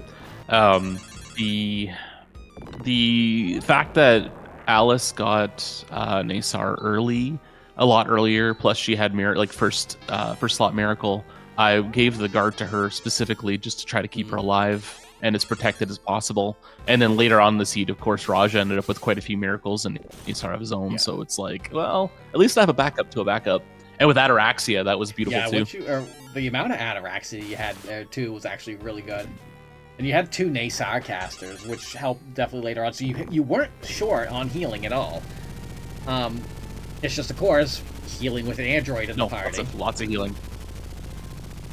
Yeah. Miracle just wasn't cutting it for the android either. It was just not topping her up enough, which was leading to her dying a lot. Miracle itself it's a good gap fill, but unless it's good for Ren, not so much for Demi. And Lynn going on to PD3 now, getting that introductory McGee was like, welcome to the final fight. I'm about ready to call that first McGee the welcoming committee.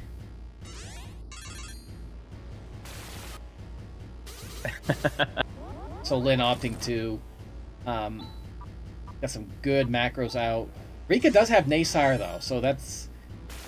And Seth doing over 300 damage, Demi doing over 300 damage with just... Seth only had the single...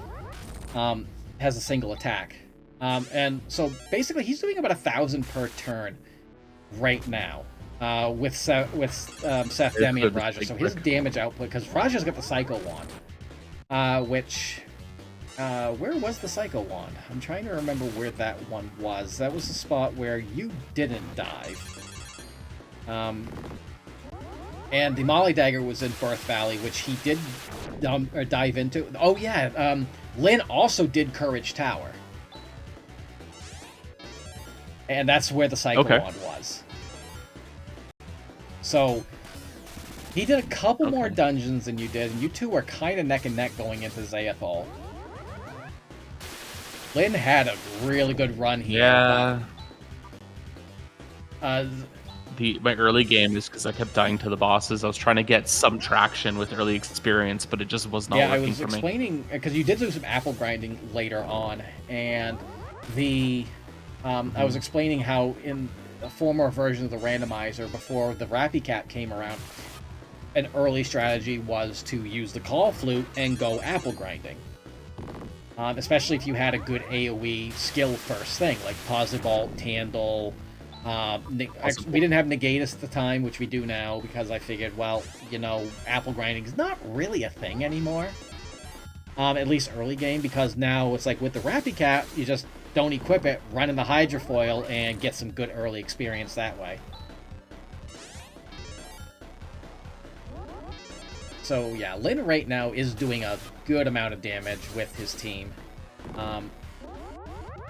That being said, Alice has enough for one more Nasar, but he does have does have double miracle, so that means that Demi can attack.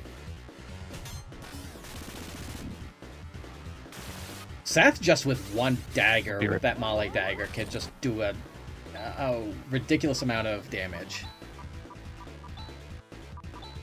Yes, play the rando.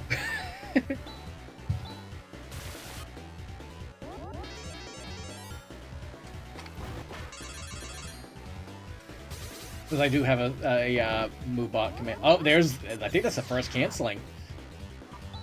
Come on, Seth. Oh, I waited a moment to pray. Seth got the barrier out, though, so we're good. Lynn should be finishing up this boss pretty quickly.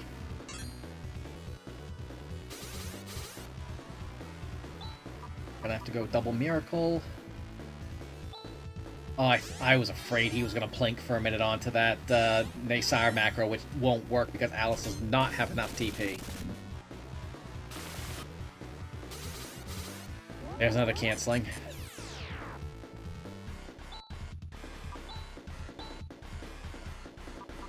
This is scary. We need Seth. Rika has Sander, which is still good enough at this stage. It's not as strong as Raja's, but Raja getting that Ataraxia out is going to help for the next turn, though. Let's go, Seth. Thank you, Seth.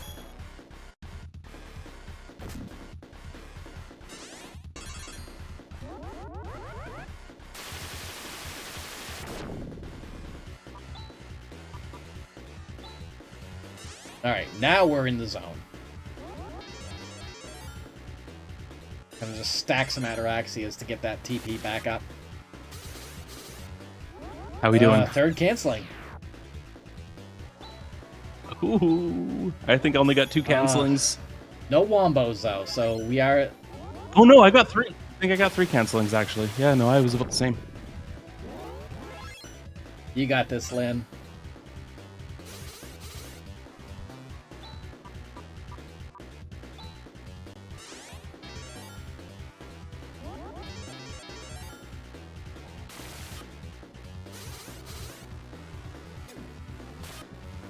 The tension. Free turn, The free turn. tension. We love to see it. At least that's one good thing about having both Demi and Seth was that, and that's time for Lynn. Ooh, GG. G. Okay, Lynn, how much do you hate me? That soldier. Oh my Oh my God. goodness. That I that was so. That was scary. That was a rough scene. I'm so sorry. I mean, I'm not, because it was very entertaining, and the audience loved it. You two were very neck and neck. Up until Soldiers. And the thing is, you took a couple more dungeons that Commodore did. You took Soldiers, excuse me, you took Courage, and you dove into Birth Valley. I'm glad I did.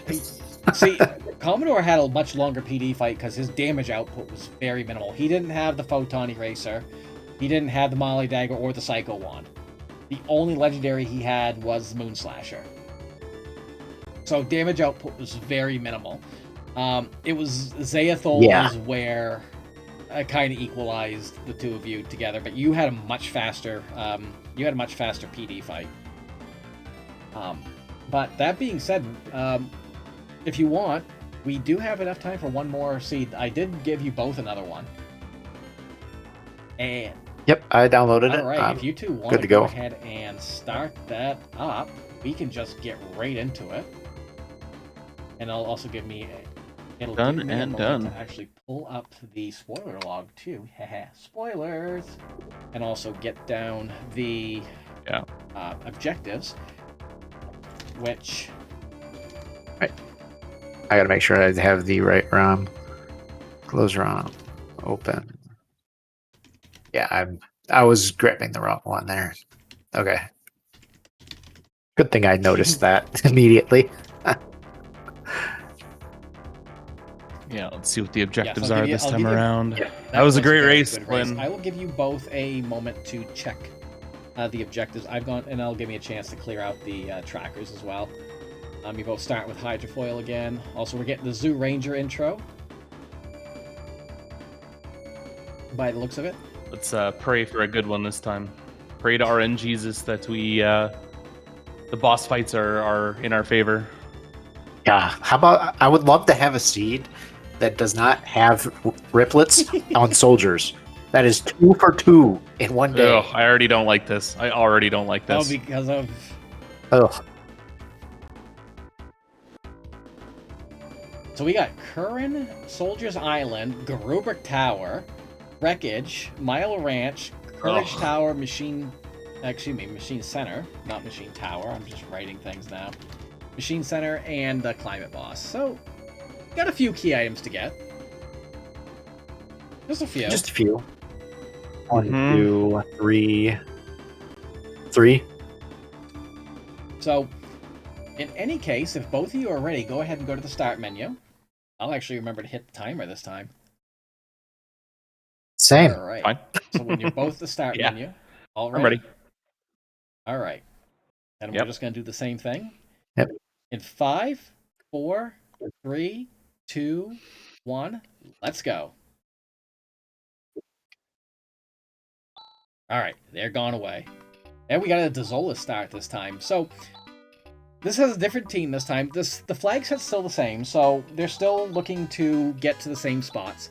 Excuse me, a different set of spots this time. Soldier's Island is in it still, but everything else is a little bit different. This time, our team consists of Rune, Chaz, Kira, Ren, and Han. So these are 5 brand new characters that we haven't seen in the first one.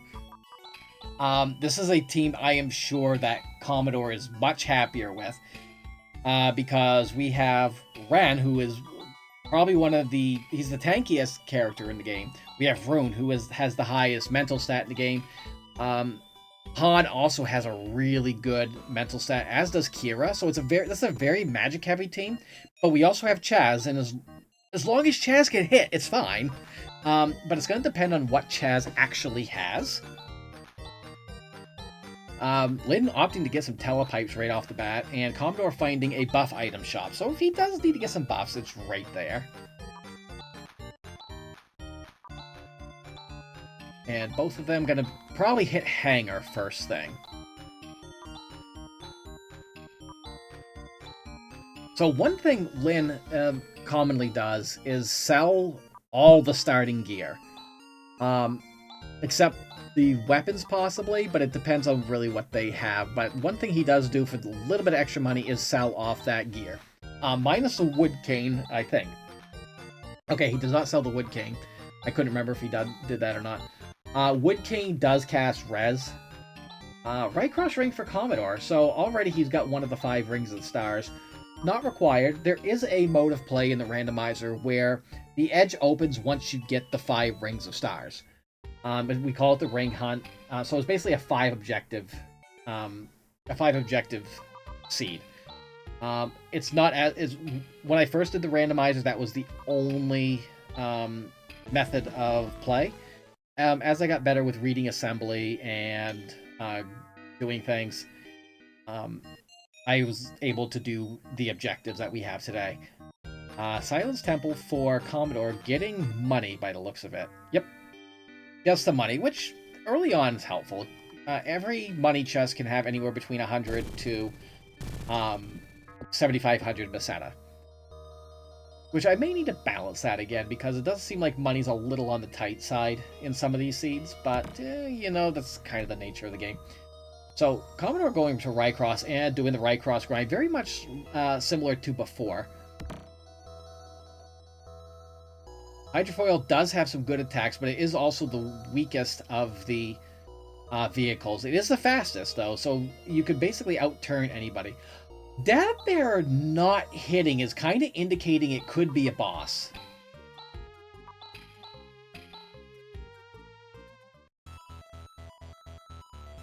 It's looking like that could be a boss because Commodore is gaining a ton of experience. And getting Ryuka, which Lyn's not going to be happy with because he just bought a ton of telepipes. Oh, I think Commodore plinked there. I think he wanted to take that fight. Lyn gonna get his money here in a minute. Oh, he is running from it. He's looking for something.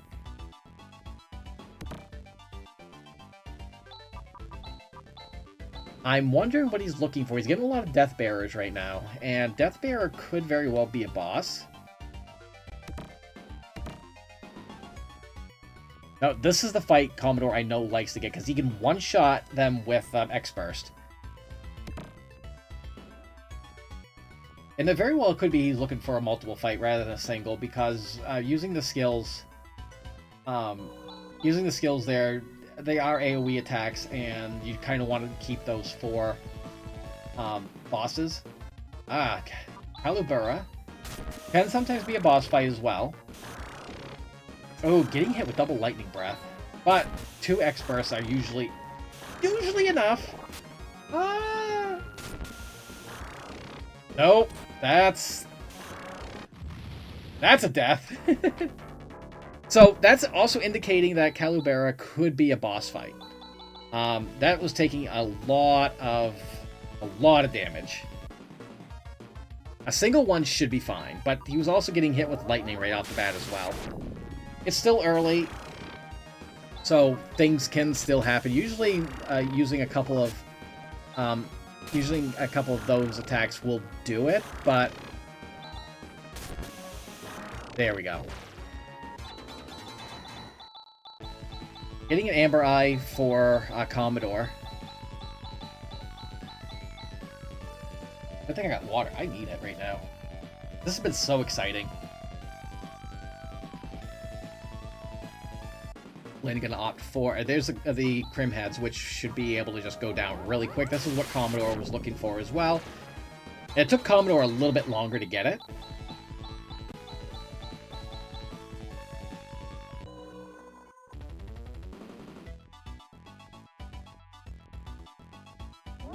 Healing pad there. Commodore going to do a little shopping in Iato, which looks like that very well could be the place where Lynn will be going next. I did not see, though, did Commodore check out Kaderi? That's usually the first place you go after you land on Matavia's Kaderi and check that one chest and back. Here's what Lynn's doing right now. So it's still kind of pretty neck and neck right now. Neither of them have completed any objectives. Lynn's not that far behind, getting his Snow Crown. Lynn does have access to a lot of telepipes right now, though, so that's always a good thing right there, because it will allow him to transport to towns that he's already been to, making this travel a lot quicker. And the Iato has both a Mundu and a Palma ring, so already... Commodore has 2 rings, and the Palma ring is also one that protects against lightning damage, which Ren is very weak to. So having that Palma ring on Ren is going to make him a walking tank, because it also it gives more defense than any of the other rings. But Commodore already going into Wreckage, which is one of the objectives.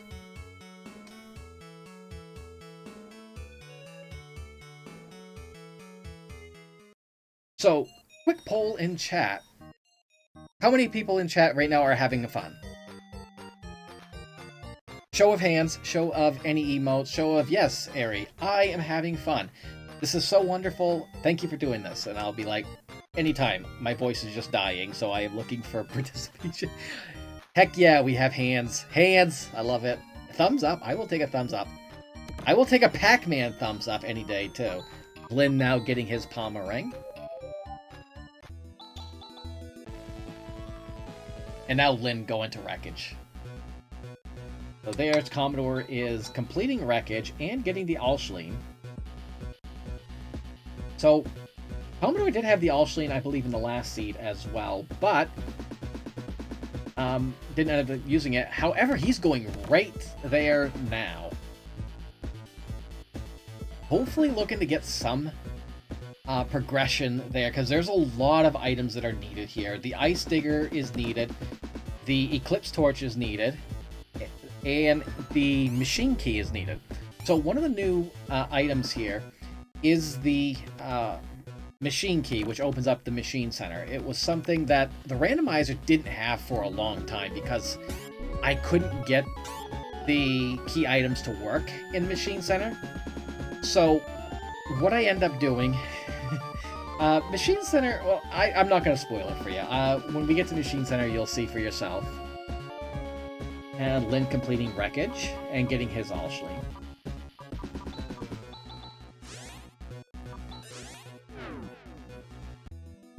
Commodore going right for a Bioplant, which I love it. I love getting the Hydrofoil to go 2 tiles. So Birth Valley has the Plate Key. And it looks like Lynn is going there next as well.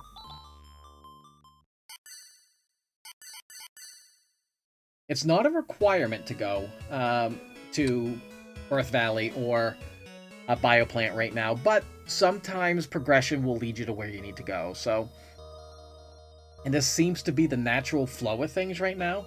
I'm actually surprised both of them are going into Birth Valley.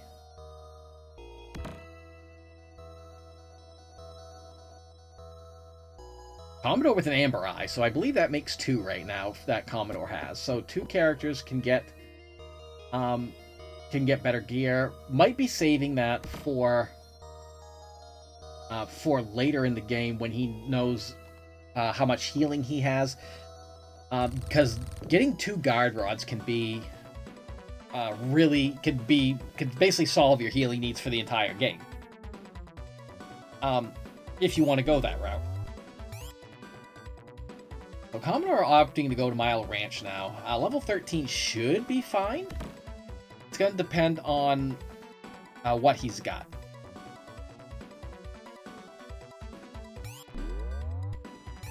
So Mile Ranch is a requirement. And it's the Fract Ooze. So this is the one that you cannot insta-kill. This is the Monson Fissure boss originally. This is a bit of a rough spot to find it in.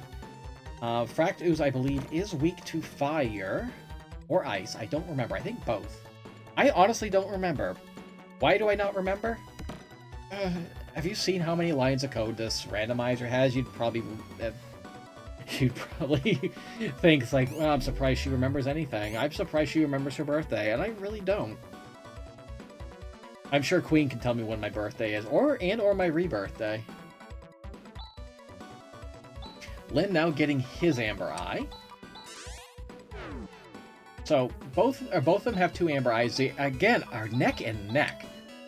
And this shows just their skill level and what they can accomplish, both of them. Diverging with the strats a little bit here. Lynn opting to go to Malcolm now and getting that free item. Who's he saying? Hey, Grizz, how you doing? I'm sorry about your town. And getting a Photon Eraser. That's a big weapon for Ren. Commodore with the Conduct Thunder, with Kira's Tandle and Rune's Watt. So Commodore's running into an issue of not being able to deal much damage right now, because he doesn't have much. He does have Conduct Thunder, which is dealing quite a bit of damage right now. And there we go. That's all he needed. The physical attacks weren't meaning anything, and Mile Ranch is complete with a silver shield for his efforts. Lynn opting to go to Plate System. Very, very unique strategy here. He's probably hoping to get a key item from here. It has paid off for him in the past, though, because both him and Commodore did go last time. Commodore now opting to go to Malcolm and getting his Photon Eraser. From Grizz. Grizz, why did you have a gun? Why aren't you using said gun? You might have been able to save the town. Those who live by the axe get shot by those who live by the gun. That's the RPG rule. For Plate System, one thing about it, it does have a lot of chests as well. So a lot of potential items here. Dezo rank. Okay. And it looks like Commodore is now heading to Monson. And it looks like he is going to go right to the fissure. Sadly, though, no longer petting the dog. That is a very sad fate of the new version of the randomizer, because Rocky used to be the Amber Eye trader for the guard armor. And with the single trader now... Alice here again? I swear I randomized this twice. That being said, Commodore shouldn't have much of a problem the second time around. With any luck, anyway. I didn't see what he had. Barrier coming up, because again, Alice normally only does physical attacks. Alice is also immune to lightning, by the way, so Tandle's not going to do much. The 2 abilities are light-based, not thunder. I could change it to thunder. That would really make things interesting, but I feel like that would take away a little bit too much on that. Lynn going to Piata. Not feeling comfortable with taking on Mile yet, but Piata's very free. Especially at being level 12. You can do Piata at level 1. The randomizer is I wish you were immune to lightning. I wish I was immune to lightning as well, Alice. Make things a lot easier. So, what was I talking about? I don't even remember. So, the randomizer is designed in such a way that you can complete the game and be at a decent level for the final boss without needing to fight a random enemy at all. You can fight this boss at level 1 generally. Nobody opts for that strategy really anymore, and that's a very unique thing that I did not expect to happen with the Rappy Cap and hydrofoil grinding, is that would become a do your spacewalk and and then go to right cross and do that. Dominators here. So Lynn setting up a circuit break right off the bat, though. That is... He must have thought something like that was going to happen. And an Amber Eye, so he's got 3 now. And Commodore finished up Monson. So Commodore has got the advantage right now in levels, and now he's checking out Plate System.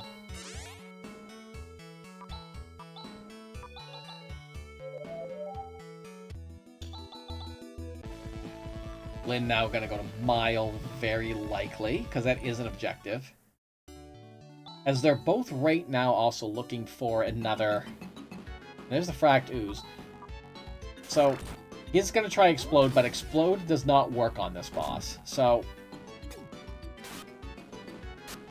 that being said, damage... Yeah, this is the Ooze where... So, I did at one point have it so that it could be the Field Ooze that you can insta-kill, but this is the boss Ooze.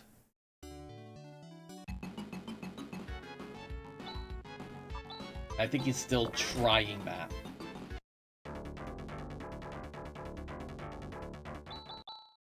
Commodore getting his Amber Eye, or excuse me, Diesel Ring.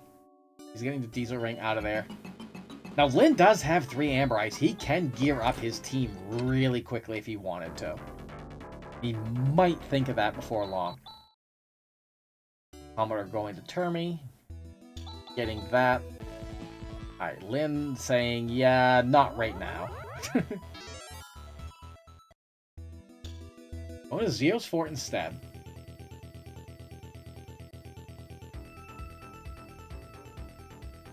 Commodore with a little bit of money now, opting to get some more armor by the looks of it. The Iato Mall is a really good spot to look for equipment because there are 3 of each shop in there. And likely you can find something that you need in there without having to visit any of the other shops. So the shops in this particular seed are what's considered tiered. So you will have a shop that sells like Laconia gear, and another one that will sell like Reflect, another sells silver, ceramic, etc., etc. So it kind of keeps into the theme that's like, yeah, you have certain tiers and sets of gear that will match based on that. Another type of shop that a shop option is what's called typed, which is one of my favorites. Typed shop basically means, oh, this is another good spot for circuit break if they live. Okay, so the combo didn't come out, but High Jammer did stun them. So only thing is, only 1 High Jammer though, so I think he's really hoping for the circuit break, because that will just obliterate them in one shot. The only thing is, the way macros go, you need... There we go. There's circuit break. So that is really lucky for Lynn that 2 of the bosses were able to be just taken down quickly with circuit break. And who are we rescuing? Oh, Demi's there. And that's the machine key!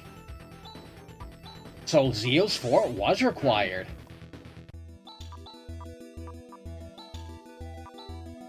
So, Machine Center is a free spot, which is why he is now going to Krupp. And he's going to go down, and the Machine Center is going to be there now. So here's the surprise. So there's Machine Center, and now we're in Zealand. So that's the only way I could get this to work, is by repurposing Zealand to be at the bottom of the elevator for Machine Center. Because what I ended up doing was removing Zealand from the spaceport and putting Air Castle in. So, yeah, in old versions, you could explode it. But it became a Hyreek. Oh, and the Aero Prism! Oh! And I think Lynn's thinking, oh, this better not be a fetch quest scenario. Because right now, Air Castle, as far as we know, is not required. There are no objectives that require the Air Castle. Commodore is now going into Zeo's Fort. Lynn, possibly looking now to, with a little bit of extra levels, looking now to get this objective.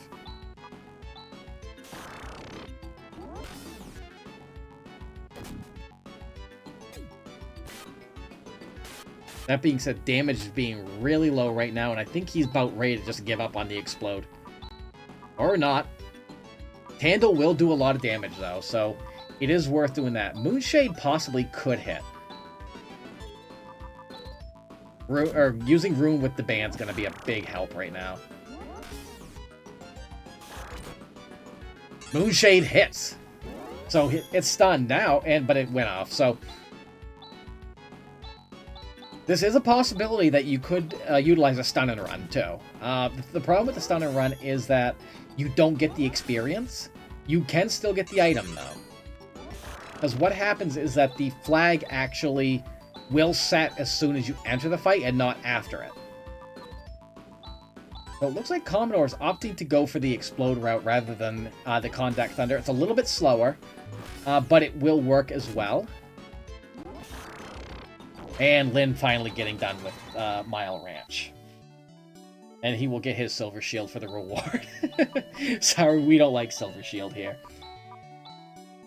Commodore is going to be getting his machine key here. From Demi. A little bit of a graphic glitch there. I can't do anything about that. Why? I don't know. So... right now, both of them are only looking for 2 more key items. The Ice Digger and the Eclipse Torch. And once they have both of those, they are both in go mode.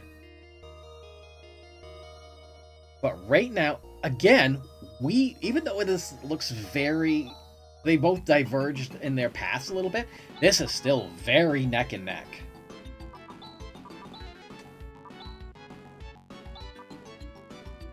Hi, Rika, and there's the Aero Prism. I'm hoping Commodore is thinking Air Castle as well, but who knows?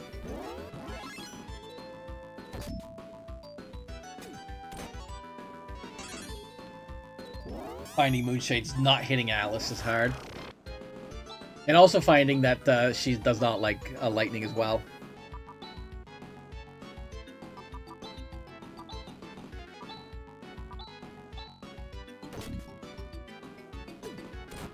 Commodore checking out the item shops as well. Power Shield, Laser Barrier. Power Shield can be very handy if you don't have any other means of increasing your attack. Commodore, you can't sell the Aero Prism. I'm so sorry. Imagine being able to sell key items in this game. It'd be broken. Thu, Gaithu. Just hitting Alice with everything you can. She doesn't have a lot of weaknesses, and she does hit pretty hard, especially with randomized abilities. But I think they're both right now hoping for some good gear. Flame Bolt, taking out Kira. Lynn's still not right now opting to use those Amber Eyes, saving them probably to see if he needs to get something like a Guard Rod or anything similar. So the sixth item you can get from the Amber Eye Trader is the Guard Shield. Which no longer work. I've gone back and forth on the randomizer. There's the Ice Digger. Which that means Commodore has that too, because Commodore did finish that. So now the hunt is on now for the Eclipse Torch. Once the Eclipse Torch is found, basically whoever finds it first is going to be able to just clear all of these out one at a time. Lynn, thinking of his options right now, both of them, again, looking right there. They are both going to Dezoris. Excuse me, Dezolis. I'm so used to Phantasy Star 1's naming of it. Not bringing Rika as criminal, though, right? Rika was in the first seed, though. They're both into the Zolas. And they're both checking out Tyler. So, the hunt is on for that Eclipse Torch. And... thing is, where is it? Lynn has not done... I thought Lynn has done Hanger. What are you thinking, Lynn? What are you thinking? I'm very curious as to what you're thinking right now.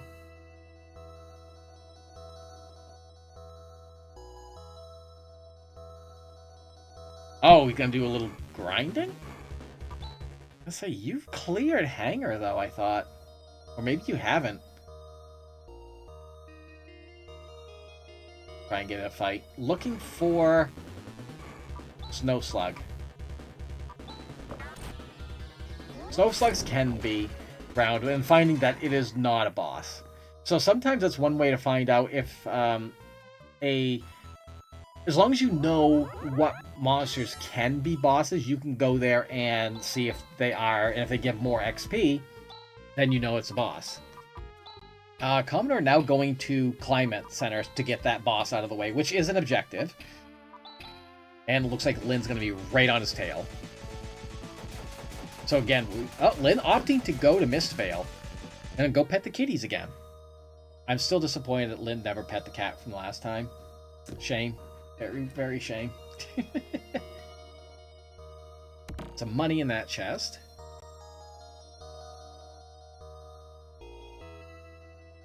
And a free fight there. Sometimes Explode is just that good. And a laser barrier. So got some, I guess, a magic defense there if needed. And a pretty decent shield for Rune as well.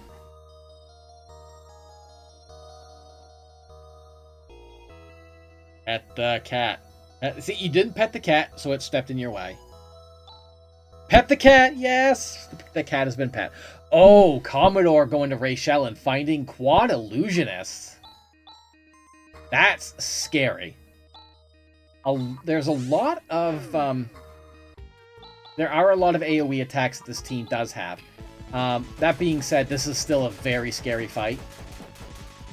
And if you can't take them all down like really fast, this could happen. The thing is, though, this is something I did just remember. This is a very low mental stat spot, so the Illusionists aren't going to be hitting nearly as hard.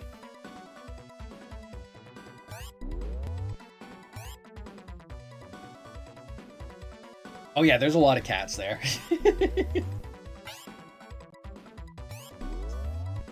Lynn now going there. So there's no reward in Rachel other than experience. Rachel can be an objective. It is not in this seed, though. Commodore opting to check this hint grave out. Offer your shortcake here, that's all it reads. So that's one of the community hints, so not helpful at all.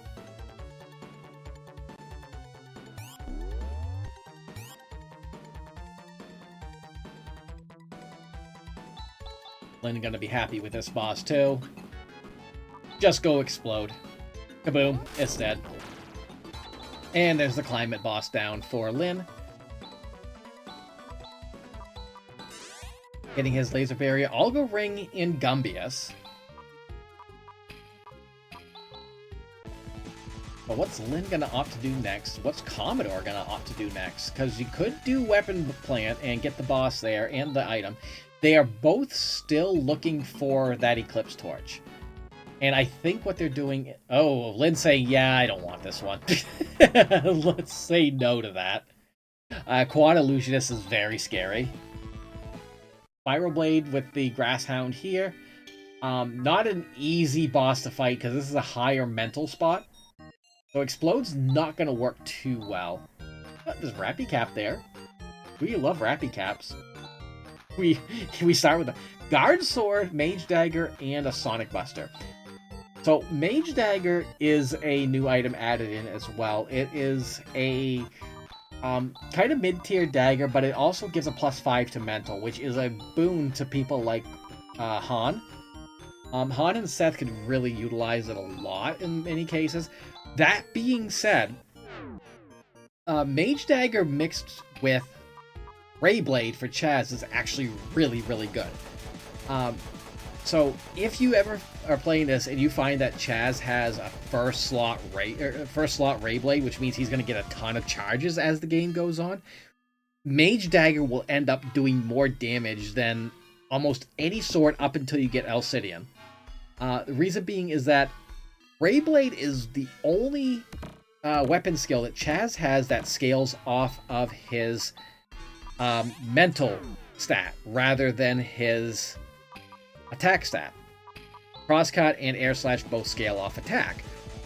Just about actually every weapon skill does that, except Ray Blade, because it scales off mental for some reason.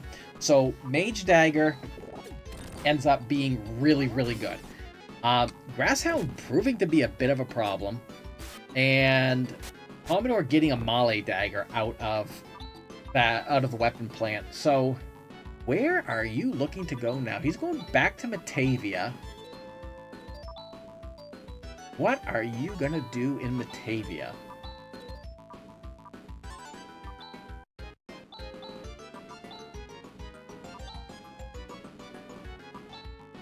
So Lynn also finding out Explode's not going to hit too well here because this is a high mental spot.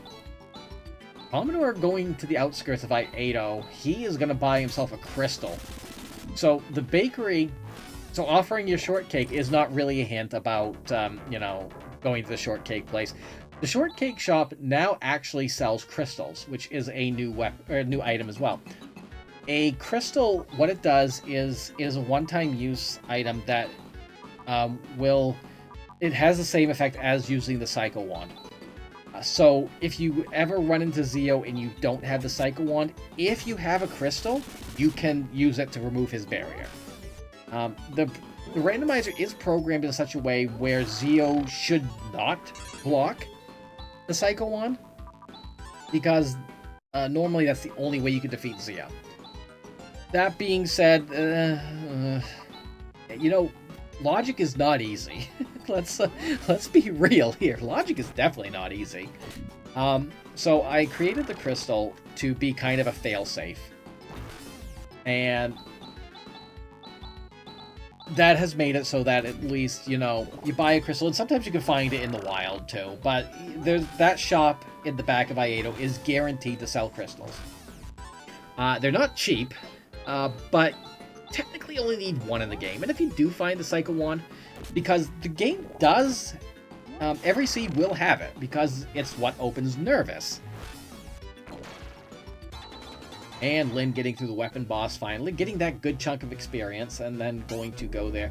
Commodore going to Curran, which is a required objective. I never like going to Curran. I usually will fade it if I can, because that's one of the longer dungeons in the game to walk through. It's thankfully no air castle, but it is still a pain to walk through.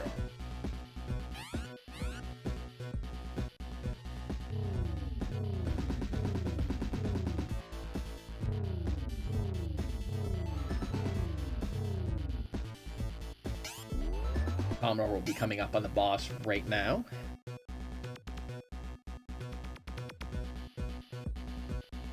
And who do we have? There's Zeo. Commodore's intuition was right. There's Zeo. So, grabbing that crystal. The thing is, if Lynn goes here without a crystal, he can't fight unless he actually finds a Psycho Wand.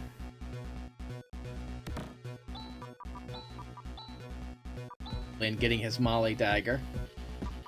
The thing is, we don't know where the wand is right now. It could be anywhere, except in current. It can't be there, but the thing is, this actually is a good spot for Zeo to be because it's a very low mental spot, and all of Zeo's attacks generally scale off of mental. So it's not a particularly dangerous spot. Kira was even able to use Talele on there. Talele is an attack reduction spell. And so the one thing Zeo can do, Kira just negated it. Lyn now opting to go get some armor. He's got 3 Amber Eyes. At this point, you can just get yourself set up to go for the rest of the game. Guard Robe. Another Guard Robe. And just getting to 2. Gonna save one of them for later, maybe?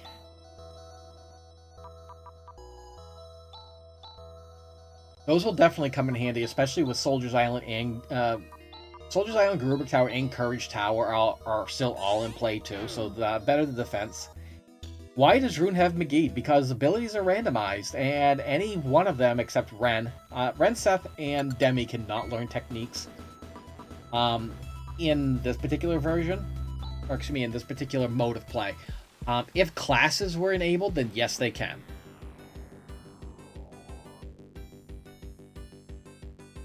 We have a raid in chat. Wonderful. Welcome, Raiders. Welcome to Phantasy Star 4. Profound Distortion. This is the Grappy Cup Showcase Spectacular. Hopefully we'll be able to have more of these on RPG Limit Break's channel.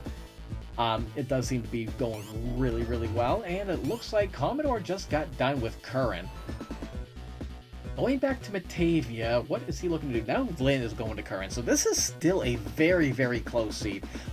Problem is, Lyn does not have a crystal. And yeah, we're herding cats too. They're in Mist Vale. Also, let's just jam out to this music for a little bit.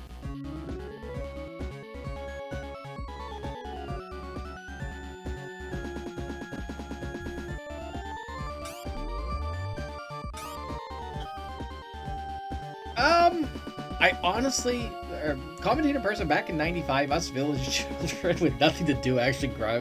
I never actually did that. I do know of the bug you are speaking of, though. So that is something that the randomizer does fix. It was not intended, and I believe there are some versions of this game that do fix it. And the randomizer does as well. I'm not sure what causes it. I don't even remember how I fixed it.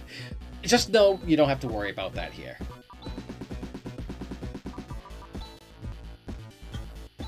No, I think it was... I don't think it was in these... Oh, Lyn seeing that. Realizing he just lost 2 minutes in current because he does not have a crystal. That is gut-wrenching. That's very gut-wrenching.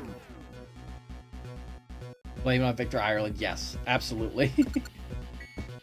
I don't know who that is, but we'll just blame it on anybody. Except me. Never blame me. We'll blame Dumpster. One of the things that's common within our community is if it's a bad seed, whether he rolled it or not, we blame Dumpster Player. And that is just something we do. The only thing we blame on Commodore is not updating the database. So with the randomizer, there is a database file which has a lot of the information that I use to help with the randomization. I used to have them in just variables, but it was getting really hard to manage, so I just threw everything onto a database because SQL, yes, let's do that. And so, yeah, we still blame Dumpster. He's good with it, though. So, we were wondering for the longest time why Commodore was rolling seeds that were different from everybody else, even though it was using the same version, the same flag set, and the same seed number. He was never updating the database file that I had with every version of the randomizer, because it would always come with the randomizer program itself and the database. So with the latest version, it will now check to see what version of the database it has and throw out an issue, excuse me, an exception. I'm throwing out the issue because Commodore made me do this. He'll throw out an exception and close the program if you were not running the correct database program or database file. Commodore in Valhalla. Just gonna defeat Tobin Spectre here. Did you also say it's a 999 damage limit is a display limitation? It does cap at 999. It caps at 999 and the floor is 1. So as long as you hit, it doesn't matter if the element, if they are strong to the element or not. The minimum you can do is 1. Alright, so Rappy Cave has Dave Vars, which is a bit of a dangerous fight here because Dave Vars, all of his attacks scale off of attack and strength. And this is actually a very high strength spot. So, much like Saluz and Zayathol, you can actually manipulate and control this fight a little bit. So, what will happen is if Dave Vars is hit with an ability, it will counter with Disrupt Arm. And Disrupt Arm is an AoE ability that really, really hurts. So, if you don't want to deal with that, you can just normal attack your way through it and rely on his single target attacks. And if you have a high enough agility, you might just be able to dodge it. And it'll do nothing. If you can lower its dexterity somehow, there's a lot of things that can help you in that particular fight. Or, if you're defensive enough, you can just keep using Disrupt Arm and just heal through it. Destruction is garbage tier. You do more damage doing all 3 abilities on their own than you will with doing all 4 of those. And casting the ban with it is just it makes me sad. It's like you could have Rika even just normal attack and just add to the damage.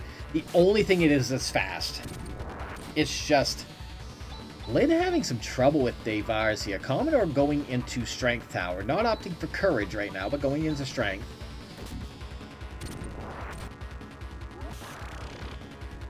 So as of 6.2, Rappy Cave does have a higher HP threshold.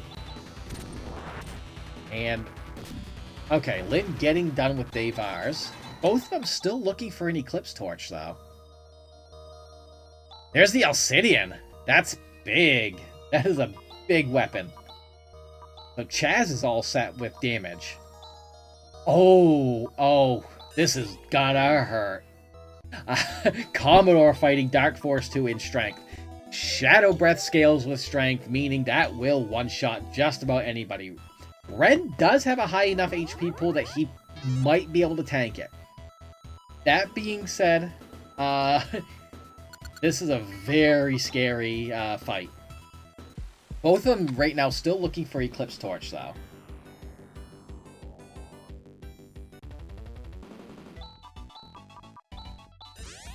And they're both in a right cross. Lynn still is looking for a Psycho Wand, possibly a Crystal. He's got the Alcidian now, so he can go to Anger and get just wrap that up and get some quick experience. Yeah, Dave Vars in Rappy can be a really tough fight.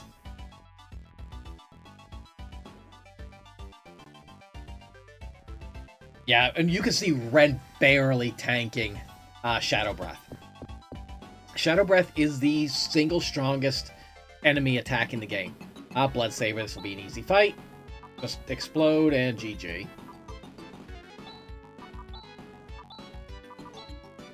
Kira's got DM, so that also will work. I don't think I saw Vol anywhere. Vol would work as well. Blood Saber could go down pretty quickly to just about anything. And DM just does the job. So getting some good experience there. Rune going down for Commodore. So you can't actually use escape pipes or highness out of the top floor there. You actually do have to go down a floor. That is something I got to look into to see if I can actually fix that or not. Ren carries anyway. Ren can carry. However, again, we are all Team Demi. Demi has the best walk animation in all of video gaming. I'm not gonna lie. Lynn also opting to go to Strength. So, historically, Strength Tower is not as scary as Courage Tower. Courage Tower is a very high mental spot, but it also does have a high attack power spot. So anything there can be dangerous. Dark Force 2 is one of the few bosses in the game that gets a buff no matter where he ends up. Normally he's in Garubrik Tower, and let's see, out of Strength Tower we get the Psycho Wand. So Lynn opting to nope out of that one. Possibly looking at other options. Nope, he's not going to nope out. If he had gotten the Psycho Wand, he could have at least gone to Curran, but he's going to have to go with the Crystal option on that. Lynn now going into Courage. So right now, Lynn's a little bit behind until he finds... Unless he can find the Eclipse Torch first. But right now, both him and Commodore are climbing Courage.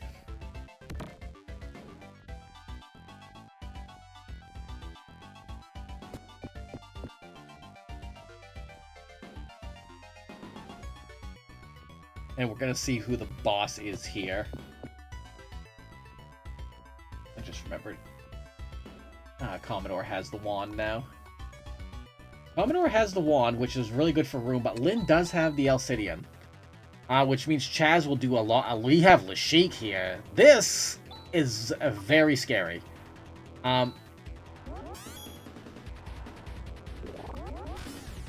That being said, Thunder Halberd is a bit of a downgrade here compared to Air Castle, and a really strong Deband will take care of it. Lashik is weak to fire, so fire and light, so any of those will work well. Crosscut at this point, especially with the Alcidian, will do more damage than Rayblade, because Alcidian is a light elemental sword.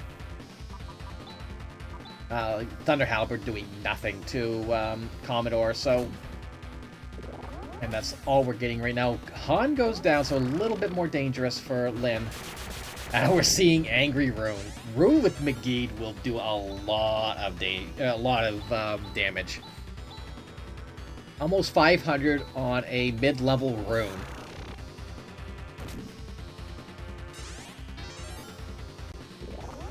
Yeah, this fight will not last too long. Once Lashik gets to 25% HP, he will use an ability called Reinforce, which gives him a plus 20 to all of his stats. I will say a plus 20 to all stats is going to be... It is a massive bonus.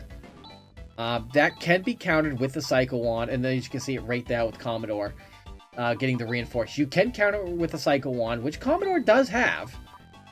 Or you can try and brute force your way through it.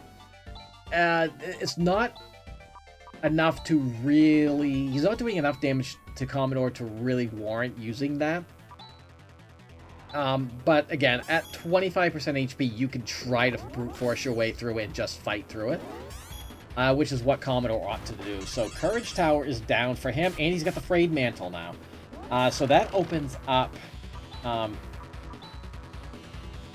Esper Mansion. And the only items that he now... that Commodore is actually missing... Well, he's missing a bunch of them. He's missing the Sapphire, the Alcidian, Eclipse Torch, and the Valhalla Key. Both of them right now still looking for that Eclipse Torch. So, we haven't seen the Sapphire yet. We've seen every other key item, but we haven't seen the Sapphire in these two races. And... the Sapphire is an item that I did add to this, and what that does is it removes the rocks guarding Valley Maze, which take you to Tono. No one likes to go to Tono because you do have to walk quite a bit, so we always say fade Tono. I usually don't. I don't mind going to Tono, but it is a bit of a walk. But that's what the Sapphire does. The Sapphire is a throwback to Phantasy Star 3, which a lot of people don't like Phantasy Star 3. I like Phantasy Star 3. I honestly hope to actually make a randomizer of that game someday, too, if I ever, give myself enough time. You just want to hear about Alice's measurements. I mean, don't we all? I mean, I'm gay, so I'm all for Commodore using Negatus. Welcome back, Negatus. You've been away from the game way too long.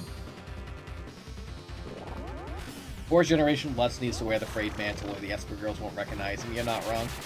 So the Frayed Mantle is buffed here. It's around the same strength. It's a little bit stronger than the Reflect Robe. But it is a key item in this one in order to get into the Esper Mansion. You actually cannot enter the Esper Mansion without the Frayed Mantle in your inventory. Commodore now opting to do some Amber Eye trading. So as I was saying, one of the things I do with this randomizer is I do like to have some throwbacks to what happened. That's never happened. Did Lynn just freeze? I may have to ask about that. I've never seen that crash there. That's a new one. It looked like it froze. I mean, this is one thing that's wonderful about when you hack a video game, is sometimes you just get weird things happening. I've never seen that happen, so I don't know what happened. I may have to look at the VOD on that, see exactly what happened. But back on the topic of throwbacks, yeah, the Sapphire is a throwback to Phantasy Star 3. And... oh. Sorry, Alice.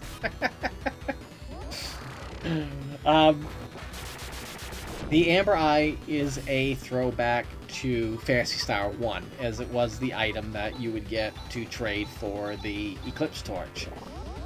Here you trade it for guard gear, and you can have a bunch of them. So Commodore is now in... Commodore has now gone to Soldier's Island, which is one more objective, and he's finding rephase. So,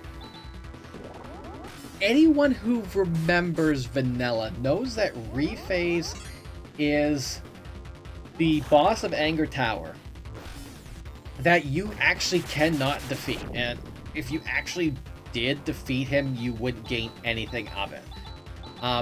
Rephase only uses Magid. However, in randomized attacks, he can do a normal attack. However, it still has the same animation as Magid.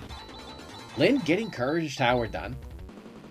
It still has the same animation as Magid, and it still does AoE damage, but it doesn't actually deal light damage like Magid does. So, and it also scales with attack power rather than mental. So, the only difference is that if he's using Magid, it will say Magid. If he is not, it will just not say anything, and that's how you know it's his normal attack. Lynn with the Frayed Mantle now, so he's got that option to him. So, this is still a very close race. Commodore's got a little bit of an edge, having done Current. Looks like Lynn's gonna try for try for Strength again. And Commodore's got his hands full with Rephase, though. This Rephase at Soldiers is still very dangerous. But the thing is like, it's predictable. And as long as you can heal through it, it's not really that bad. He just hurts. Zeathol is probably... that and Dark Force 2 are the two scariest things you can see in Soldiers. So, unlike in Vanilla, though, you can defeat Rephase here. And he has this... I made it so he has the same weaknesses and everything else as his brothers. And Lynn now getting the Spider Force. Oh yeah, Zeathol is a really tough fight. You can cheese it if you know what you're doing. But it still is a very, very rough fight. Room using the gate. Bye, Han!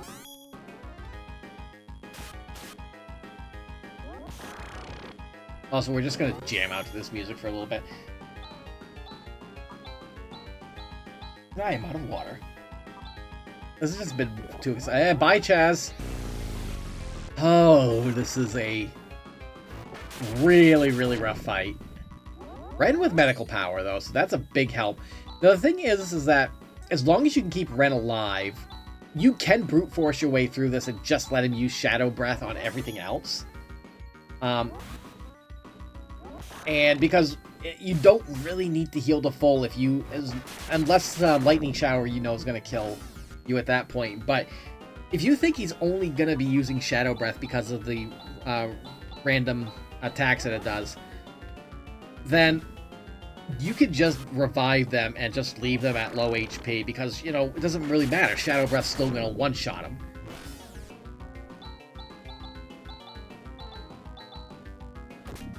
That being said, the way the random attacks work is a little bit different than how the normal scripts do work, because usually stun effects or sleep effects, like Evil Eye, only will work, and they're made so they won't work twice in a row, or they won't attack with it twice in a row. That's out the window in random attacks. Lyn does get out of strength finally, and gets that Psycho Wand, which he is like, yes, I can finish Curran now. And he's going to be very happy about that. He's still a little bit behind, but having that wand there is a big help. And one thing I have learned about Lyn and his playstyle is that he is one that never count him out. He has a history of just coming right from behind and just snatching victory from the jaws of defeat. Unlike me, I snatch defeat out of the jaws of victory. I do that all the time. So, the thing about Zayathol, it's actually easier to use. In vanilla, the speedrun strat is give Rika the Plasma Field, which will negate the Thunder Burst, and AoE them down as much as possible, and just have Rika soak everything up. Commodore getting soldiers done, so Commodore is now 2 in front, but none of them know where the Eclipse Torch is. So now it is an Easter egg hunt as to who is going to find that first. And by the looks of it, Commodore is either going to go to Rappy Cave next, or he's going to go to Ladea. We haven't seen Ladea Tower yet. The Eclipse Torch is still in Air Castle, obviously. Maybe. It could be. We haven't seen anybody go to Air Castle yet. And both of them have the Arrow Prism, so Air Castle is in play. We see Rappies, yes. Commodore's like, oh, I forgot to put the Rappy cap back on. Commodore now going to Rappy Cave and gonna be fighting Davars in there. If he decides to finish it, he will get the Alcidian. And excuse me. Commodore at a fairly good level to actually finish the game right now. He's at 38. Finishing up Garubrik will put him well over 40, which is a really good spot. That being, and yeah, the Disrupt Arm's like doing nothing.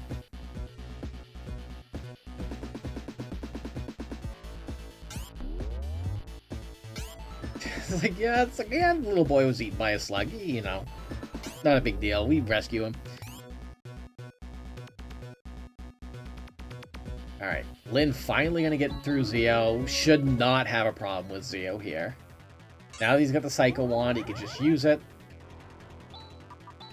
It is, getting through Curran though is about a 2-minute walk. And right now that is a lot, that's a lot of the time difference right there, is Lyn having to nope out of Curran.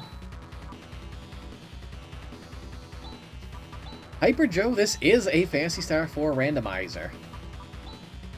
Welcome to Profound Distortion, where right now we are advertising the randomizer to the best of our ability, because these are 2 of our best runners, and they're doing a bang-up job of showcasing this randomizer to a larger crowd.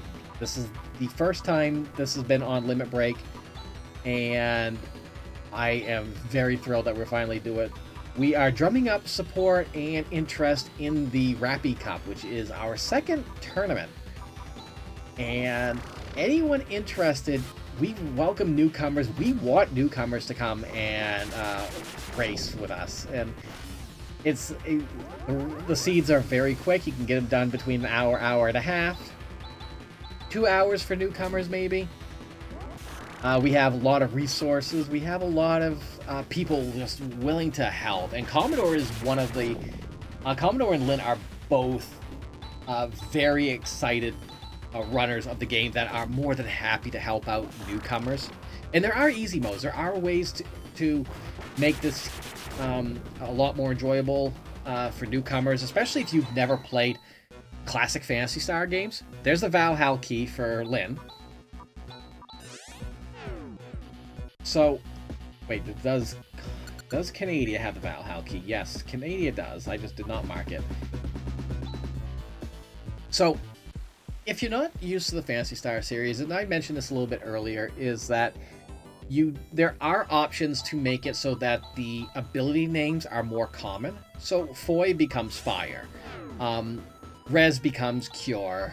Things that, you might find in Final Fantasy series or anything like that. And the thing is, you can use those options and race someone who's not using those options, and it will still be the same seed. There's Dark Force 1. Excuse me, that's Dark Force 3. I know my Dark Forces. So Esper Mansion is now open. And I don't even know where... Oh, Commodore went to Ladea. So, Ladea is a fairly... That's like the lowest tier for major bosses, so this should not be an issue. This should be done and over with quick. Magid is going to put a real hurting on him, and yeah, the big stick is only dealing 1. This will be an easy look through. Both of them right now are looking for any possible way to get that Eclipse Torch. And Lynn's opting to go to the Sacred Sword Cave within the Esper Mansion. And talking to that, the Sapphire. Ooh, that opens up Tono. Both of them right now still looking for that last, Eclipse Torch. As soon as the Eclipse Torch is earned, then it's game on. Commodore is probably at this point looking to go clean up Dzolas. If I recall correctly, yes, he has not done Mist Veil yet, so he has not pet the cats. I am so glad you're enjoying it, Faramir. This is a Lynn going to... He's gonna go ahead and not fade Tono. So, I've spent almost a good portion of the last 10 years, almost 10 years now, working on this randomizer, and one of the things that always, it encourages me to do more with this is when people say that they enjoy this, and it always brings a smile to my face to hear that. Money from that chest.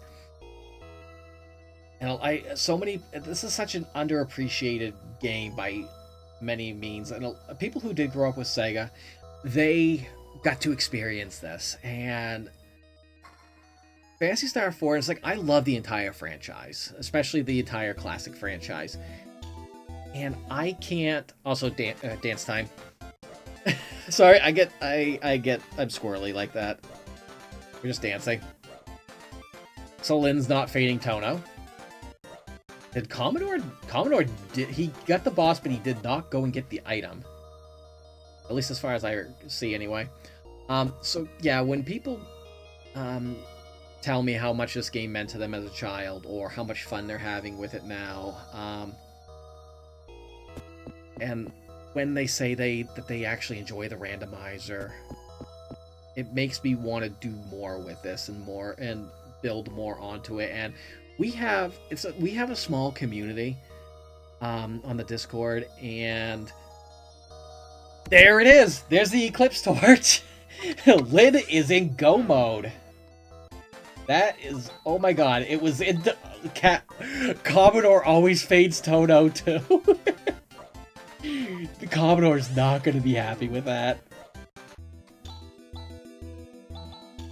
So, Lynn now is in go mode, and he's on Matavia right now. He's going to probably opt to do,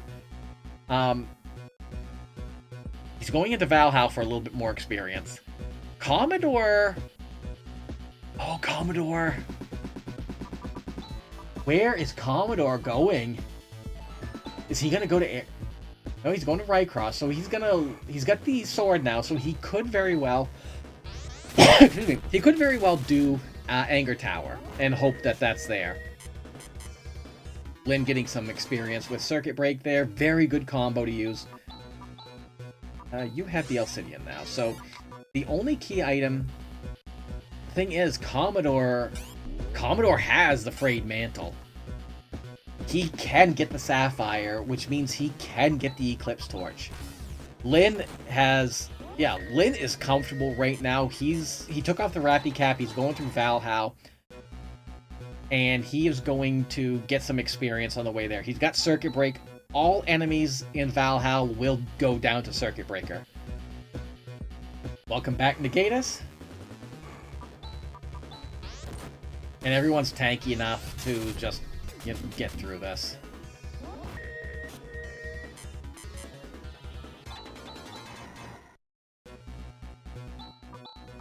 I'm going to go ahead and switch over to Commodore's music real quick, because I do think I'm getting a little bit of a lag on Lynn's as far as audio goes. We'll go ahead and switch that over. We've been listening to Lynn through half the game anyway. Hello. That was not the button I went to hit. My bad. All good. Commodore going to Air Castle. So Air Castle is a good choice normally. We know it's not, but Air Castle does have 2 key item checks. But you do have to beat the boss in order to get both of them.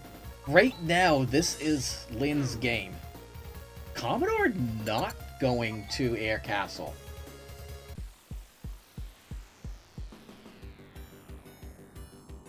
Interesting. Is he opting to... He just realized he has, He's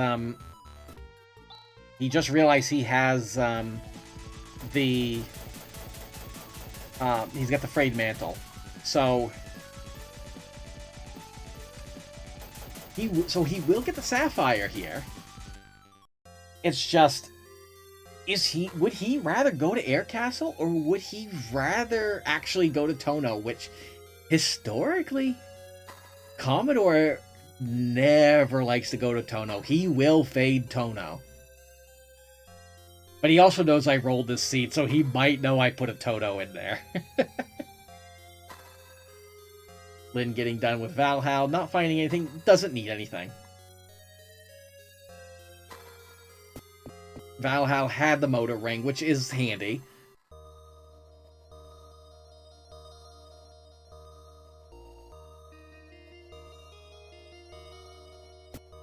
Yeah, a lot of people fade Tono. But there are 2 checks there.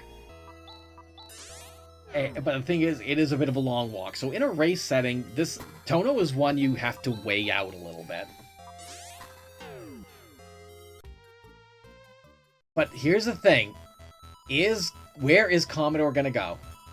He is going to Matavia. So he's got the Sapphire now. He's going to Matavia. The only check he has left in Matavia that he hasn't done yet is Tono. So the information... So this is right now, this is Commodore's to lose. Lynn can... If Lynn decides to go to Soldiers right now and get done with Reface, he might still be able to go neck and neck with Commodore, but... Commodore's going to find that Eclipse Torch, and he's going to go right to Garbage Tower.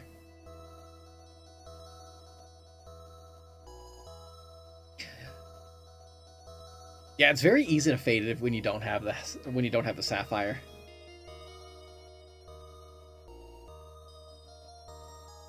So one thing I did add in this Hyper Joe is that none of the locations get destroyed when you are done. So yeah, there are a lot of missable things in vanilla, not here. Once like they both have finished Zeo's Fort, it's still there. They will both do Garubik Tower, it's still there. They could both do Air Castle, it's still there. And we're dancing again because this is the best song in the game. And this is why the Rappy King now has it, because it's just so whimsical and fun. I love this song. Alright, Lynn opting now to go to Garubik Tower, which is probably the smarter choice because it is a...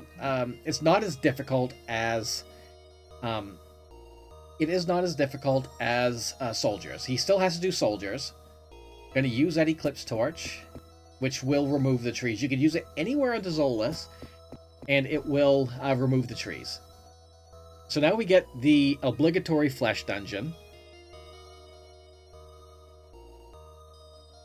And Commodore is going to be very happy seeing that. So now Commodore is in go mode. He's got the one objective left. And he's going to be beelining right for garbage. Touch the eye, you open a wall. That's how it works here.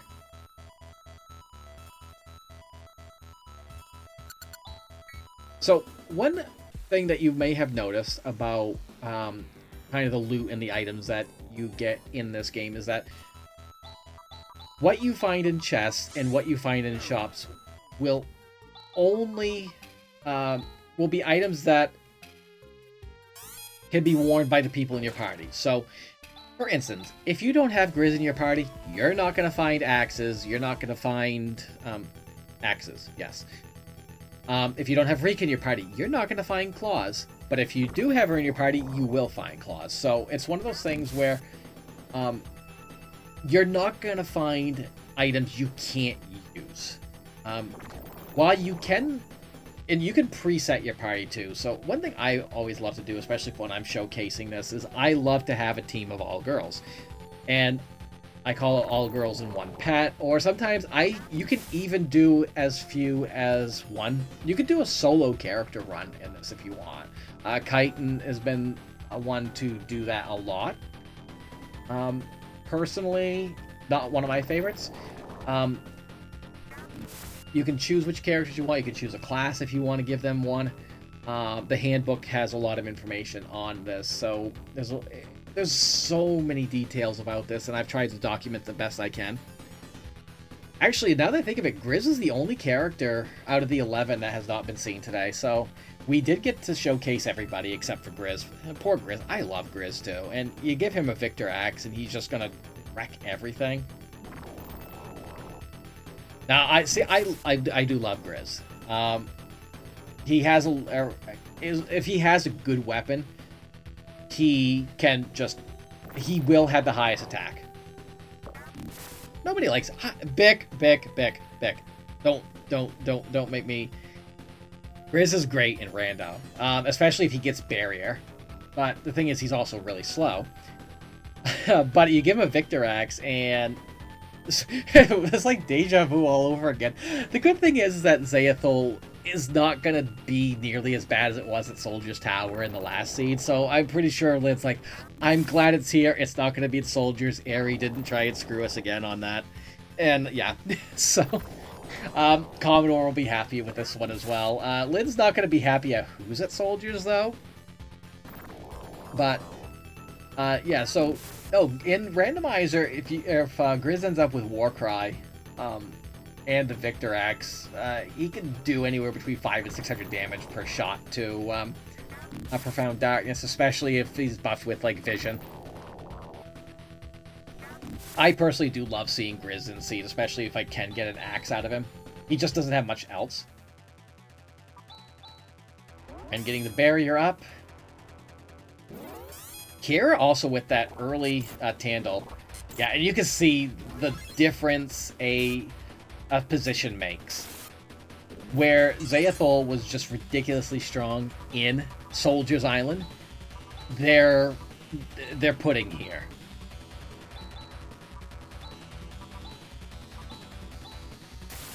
And while this does look neck and neck room with Megeed, look at the damage. Hard with Megeed. Yeah, this is going to be a very quick fight. And Thunder Blast doing nothing. Free fight. They're both going to have it here. Lin does still have to do soldiers. His best isn't good enough. Hey, I've had Grizz Grizz pull me out of plenty of jams in Rando. None in Vanilla though. He does suck in Vanilla, but in Rando he's actually pretty good. Moon Slasher out of Zayathol there, so giving that to Kira. Moon Slasher does give a mental boost in Rando, so that will help. And Commodore's now done. All he needs to do now is just go to the edge and finish the game. Lin's gonna go on his way to soldiers at level 40, should be fine.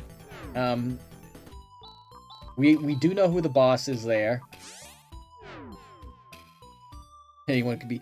That is one thing about the Rando, is that any of the characters can be good, including Demi, and because again, as we've discussed with chat already, this chat is hashtag Team Demi. If you are hashtag Team Demi in this chat, put in hashtag Team Demi. Why? Because she's still got the best walk animation. Bye, Bick.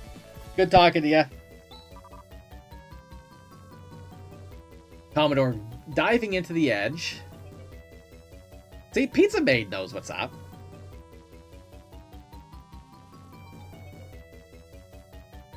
I still need to complete. I actually need to start my Demi cosplay.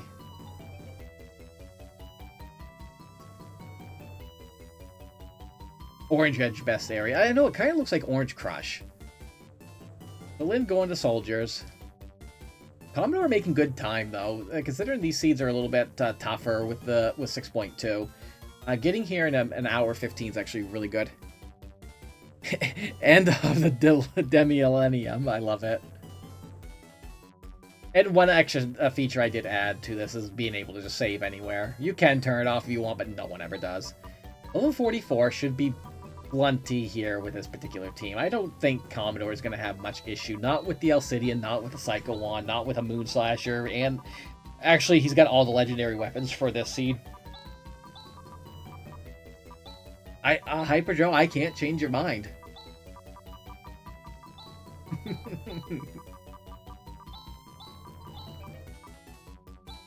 So there is still one issue though with Demi, and it's not even so much Demi as it was Ren. Getting both of them in the same seed. So when I was rolling seeds for this randomizer, there was a few that did have both Ren and Demi in it, and I looked at those for a minute, and I'm like, how mean do I want to be to these two? And I decided, no, I didn't want to be that mean, so I wasn't.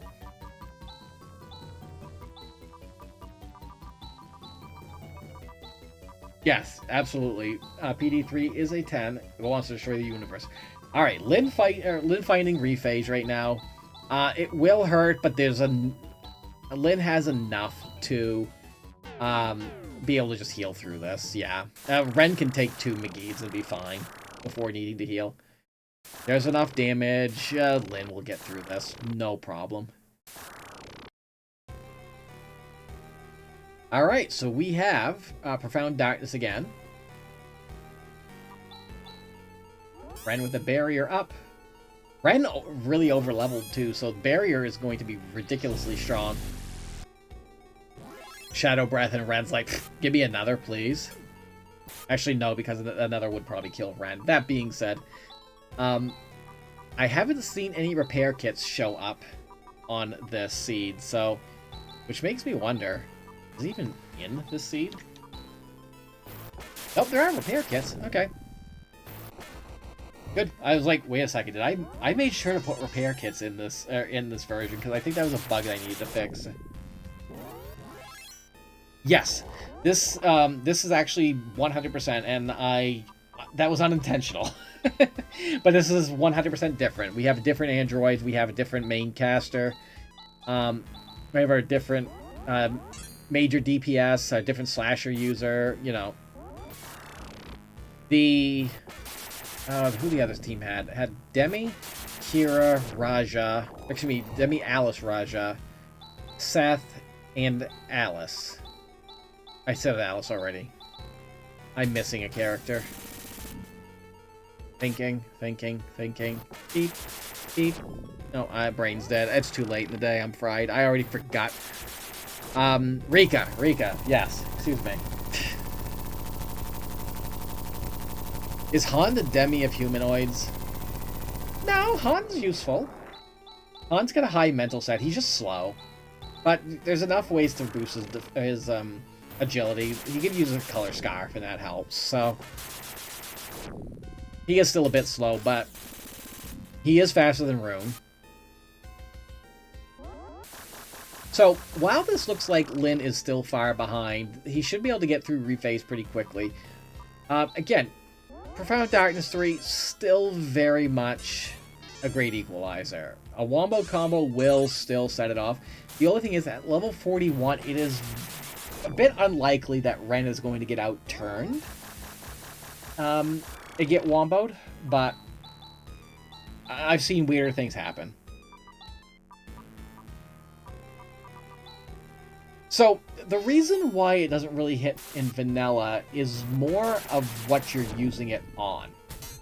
Salve Vol actually has a really good shot to hit, and Rune has DM, Han doesn't, but there are a lot of enemies also that are very resistant to the biological element, so it may seem like they don't hit. But the other issue is that if an enemy has a high mental stat, then neither of those are going to hit very well. And Lin now down with soldiers, so he will be diving here in a minute. And also now we get the best music in the game, in my opinion. Fight me on that. You will lose, because I do fight. Alright. The welcoming committee's going to be coming out. Turn 1 is always McGeed, which I am now calling the welcoming committee. There, DM it. Go home, Serb. Go home. I mean, you're probably already home, but go home anyway.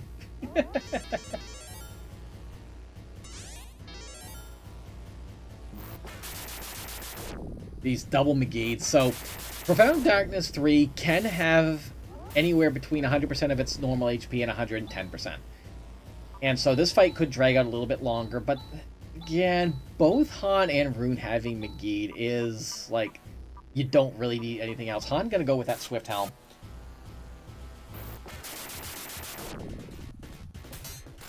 Was a McGeed round? Yeah, I know, 3 McGeeds. Midnight Dance. There's no song called Midnight Dance. Unless you're talking about this one.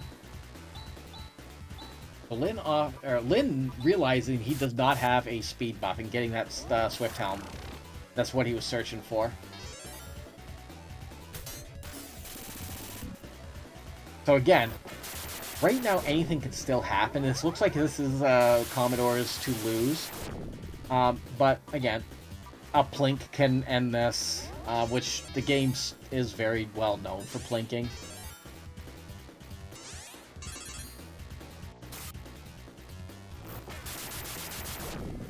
And of course, you get a nice evil eye on Ren, and it's like, yes, we love to see that.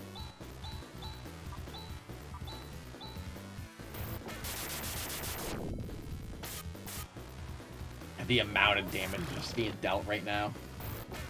This fight will not last long. Oh, there's one canceling. How are we gonna get a wombo? No wombo. Commodore is safe. There's the Swift Helm. The Swift Helm's not the best agility buff. You're always going to want to opt for Sander if you can at this point of the game, but if you got nothing else, it will be enough.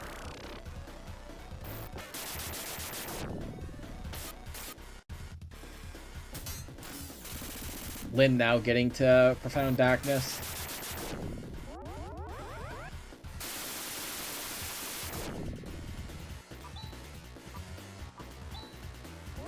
I'm selling it like it is. Oh my god. I always call it Zealand. As my voice is just dying right now.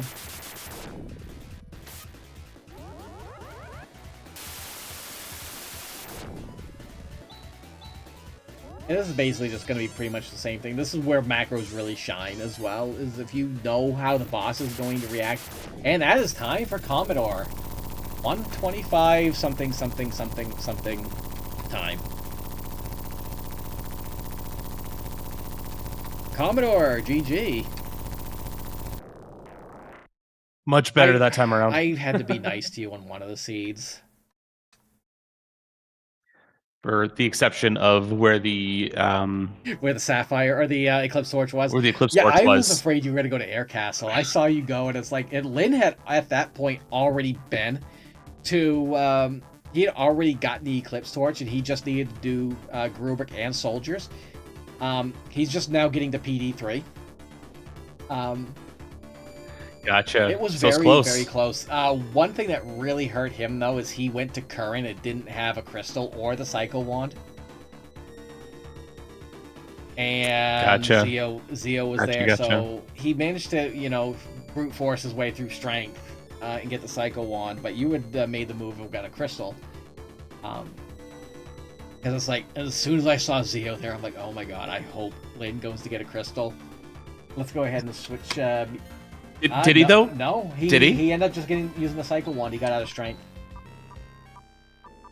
Oh, okay. He went there first. Okay. Yeah, I was sitting there like, if I'm gonna do that walk, I gotta remember to get a Crystal first. So as soon as I got there and I saw Zio, I was like, yep, I made the right choice. Oh my goodness. It was a much better team, much better Texas skills, still good healing. I had a Guard Rod as a backup. It was just location of that one item, right? That's the only thing that kind of... Yeah. But the rest of it was cake. It was just breezing through the checks. Yeah, this was actually a really good seed. You made a really good time on it at 125. There was still quite a few items that you did need, and I have noticed that, having that 12th key item is definitely making things a bit... is making them a bit slower since 6.2 has come out, but... It's, in my opinion, making it more fun and more exciting, because you two have had really close seeds. And I bet you were really happy to see Zayathol at Garubrik and not Soldiers this time. Although Rephase, getting outturned by Rephase at Soldiers was still kind of annoying, but at least it wasn't as bad. Lynn opted to do Soldiers last, and so he didn't have nearly as difficult at the time. He had more means of attack, and he was pretty much where he needed to be at that point. But doing Soldiers that early is scary. It is, but I was like, there's two items there. What are the odds that the Eclipse Torch is there? And I just otherwise be looking forever for it. So I just went there, got it over with. I was about to go to Air Castle, and then I realized I had Frayed Mantle. I was like, wait. It's like, what if it's there? And then you decided to go to Toto instead. I thought you were going to go back to Air Castle anyway, because I know how much you hate Toto. Oh, that would have been. But at the same time, you realize who rolled this seed. Yeah, no, I was like, no, Air Castle. That's the hill I die on. That's gonna be a last location. Yeah, and that was that ended up being dedicated the, to the difference in the game right there. Is that you did not. If you had dove Air Castle instead. This would be an entirely different game, and Lynn would be winning right now, and you'd probably just be getting into the edge right now. Yeah, no, I was dedicated to the skill. And you had gone to Ludea, which Lynn did not. I'm trying to think of other. You both basically, you had different routes, but you both both had different routes, but you did things very similar. And I just now we got PD3. The welcoming committee is going to be coming out. Oh. No, but no, these. The only thing with this team that will suffer from PD is the fact that Ace with Helm instead of Saner, and then just bad RNG. It's the only way that he dies to and PD the thing is, I believe he was that Lynn right now is at a higher level. than what you were, or at least close. Actually, I'm pretty sure you were on the same level because Ren has 404 as well. So Gotcha. yeah, this should be fine, and he's Yeah. double McGee with Chaz with the Alcidian. Oh, Yeah, I'm I was so like, happy. and both Han So and happy to Groot see had double McGee. had McGee. So you had two characters with a ton of TP. It's like there was Han wasn't useless Han this wasn't time. useless, and I somehow made it with these seeds that a majority of the characters got showcased during this event. The only one that didn't get showcased was Grizz. And I'm kind of sad for that, but That's okay. Nobody likes Grizz like, anyway. I love Grizz, and I love him in Rando, especially when you can get him a Victor Axe, but I do have to say the best part of this seed specifically, Pizza Mate, are you listening? There was no Demi. that's it. That's We had it. the real I'm now Android. muting you. We had the real Android. No, I wasn't going to be mean and give you 2 Demis in a row. I know how much you hate Demi. Although the rest of chat is hashtag Team Demi. That is how we got Bick to actually run away from the chat, because as soon as we said this chat is Team Demi, he just left. Oh no! Because we know how much Bick loves both Demi and Grizz. But I'd rather have no yeah, androids. I mean, if you're running classes, androids are pretty fun, but if you're not rolling classes, they are a bit of a pain. And the thing is, it's like I could try and give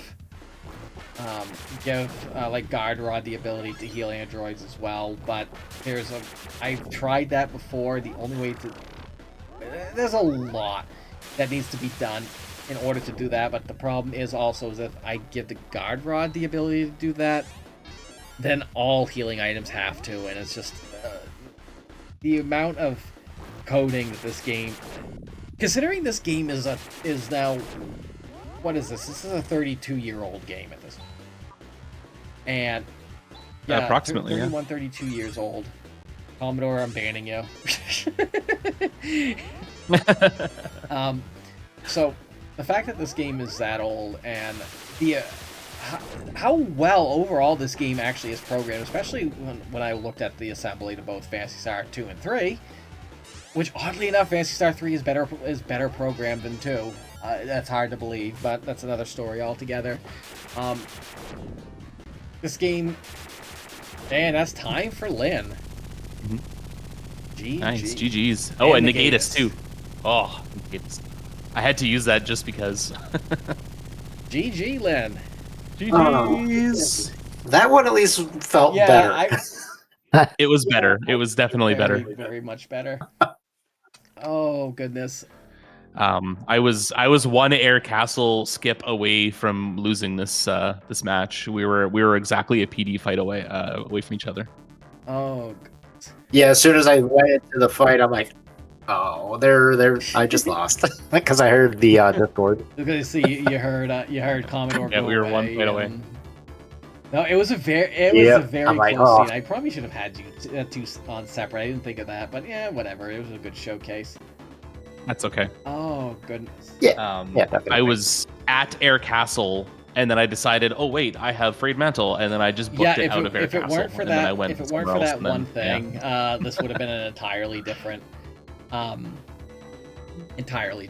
So, but I will discuss on the Discord what happened in my seed this time. Lashik fight. did. I mean, yeah, Lashik Oh, did no. get you a bit, but also you Curran also got you because you went in there, saw it was Zeo, and had nothing. So there was Yep. a few things, but Lashik froze on me, but so I had to go from almost the entire fight again. so So yep. as our time is winding down here, went a little bit over today, but that was quite all right. Commodore, you got any final words to say today? I just want to thank everybody for coming to check this out. I want to thank RPG Limit Break for graciously allowing us use of their channel to showcase this wonderful randomizer. Please join the Discord. If you like what you see, come play. It's an amazing game. Lynn, anything you'd like to say? This is the randomizer that brought me to Twitch streaming, so I have enjoyed every minute of this. While I'm not as active on this randomizer anymore, I still greatly enjoy it and always up for a challenge against anyone that decides to come and have some fun with Just wait till racing. you start doing those Alf speed runs now. But so yeah, I hope everyone enjoyed this showcase. I'm hoping we can do a lot more on RPG Limit Break.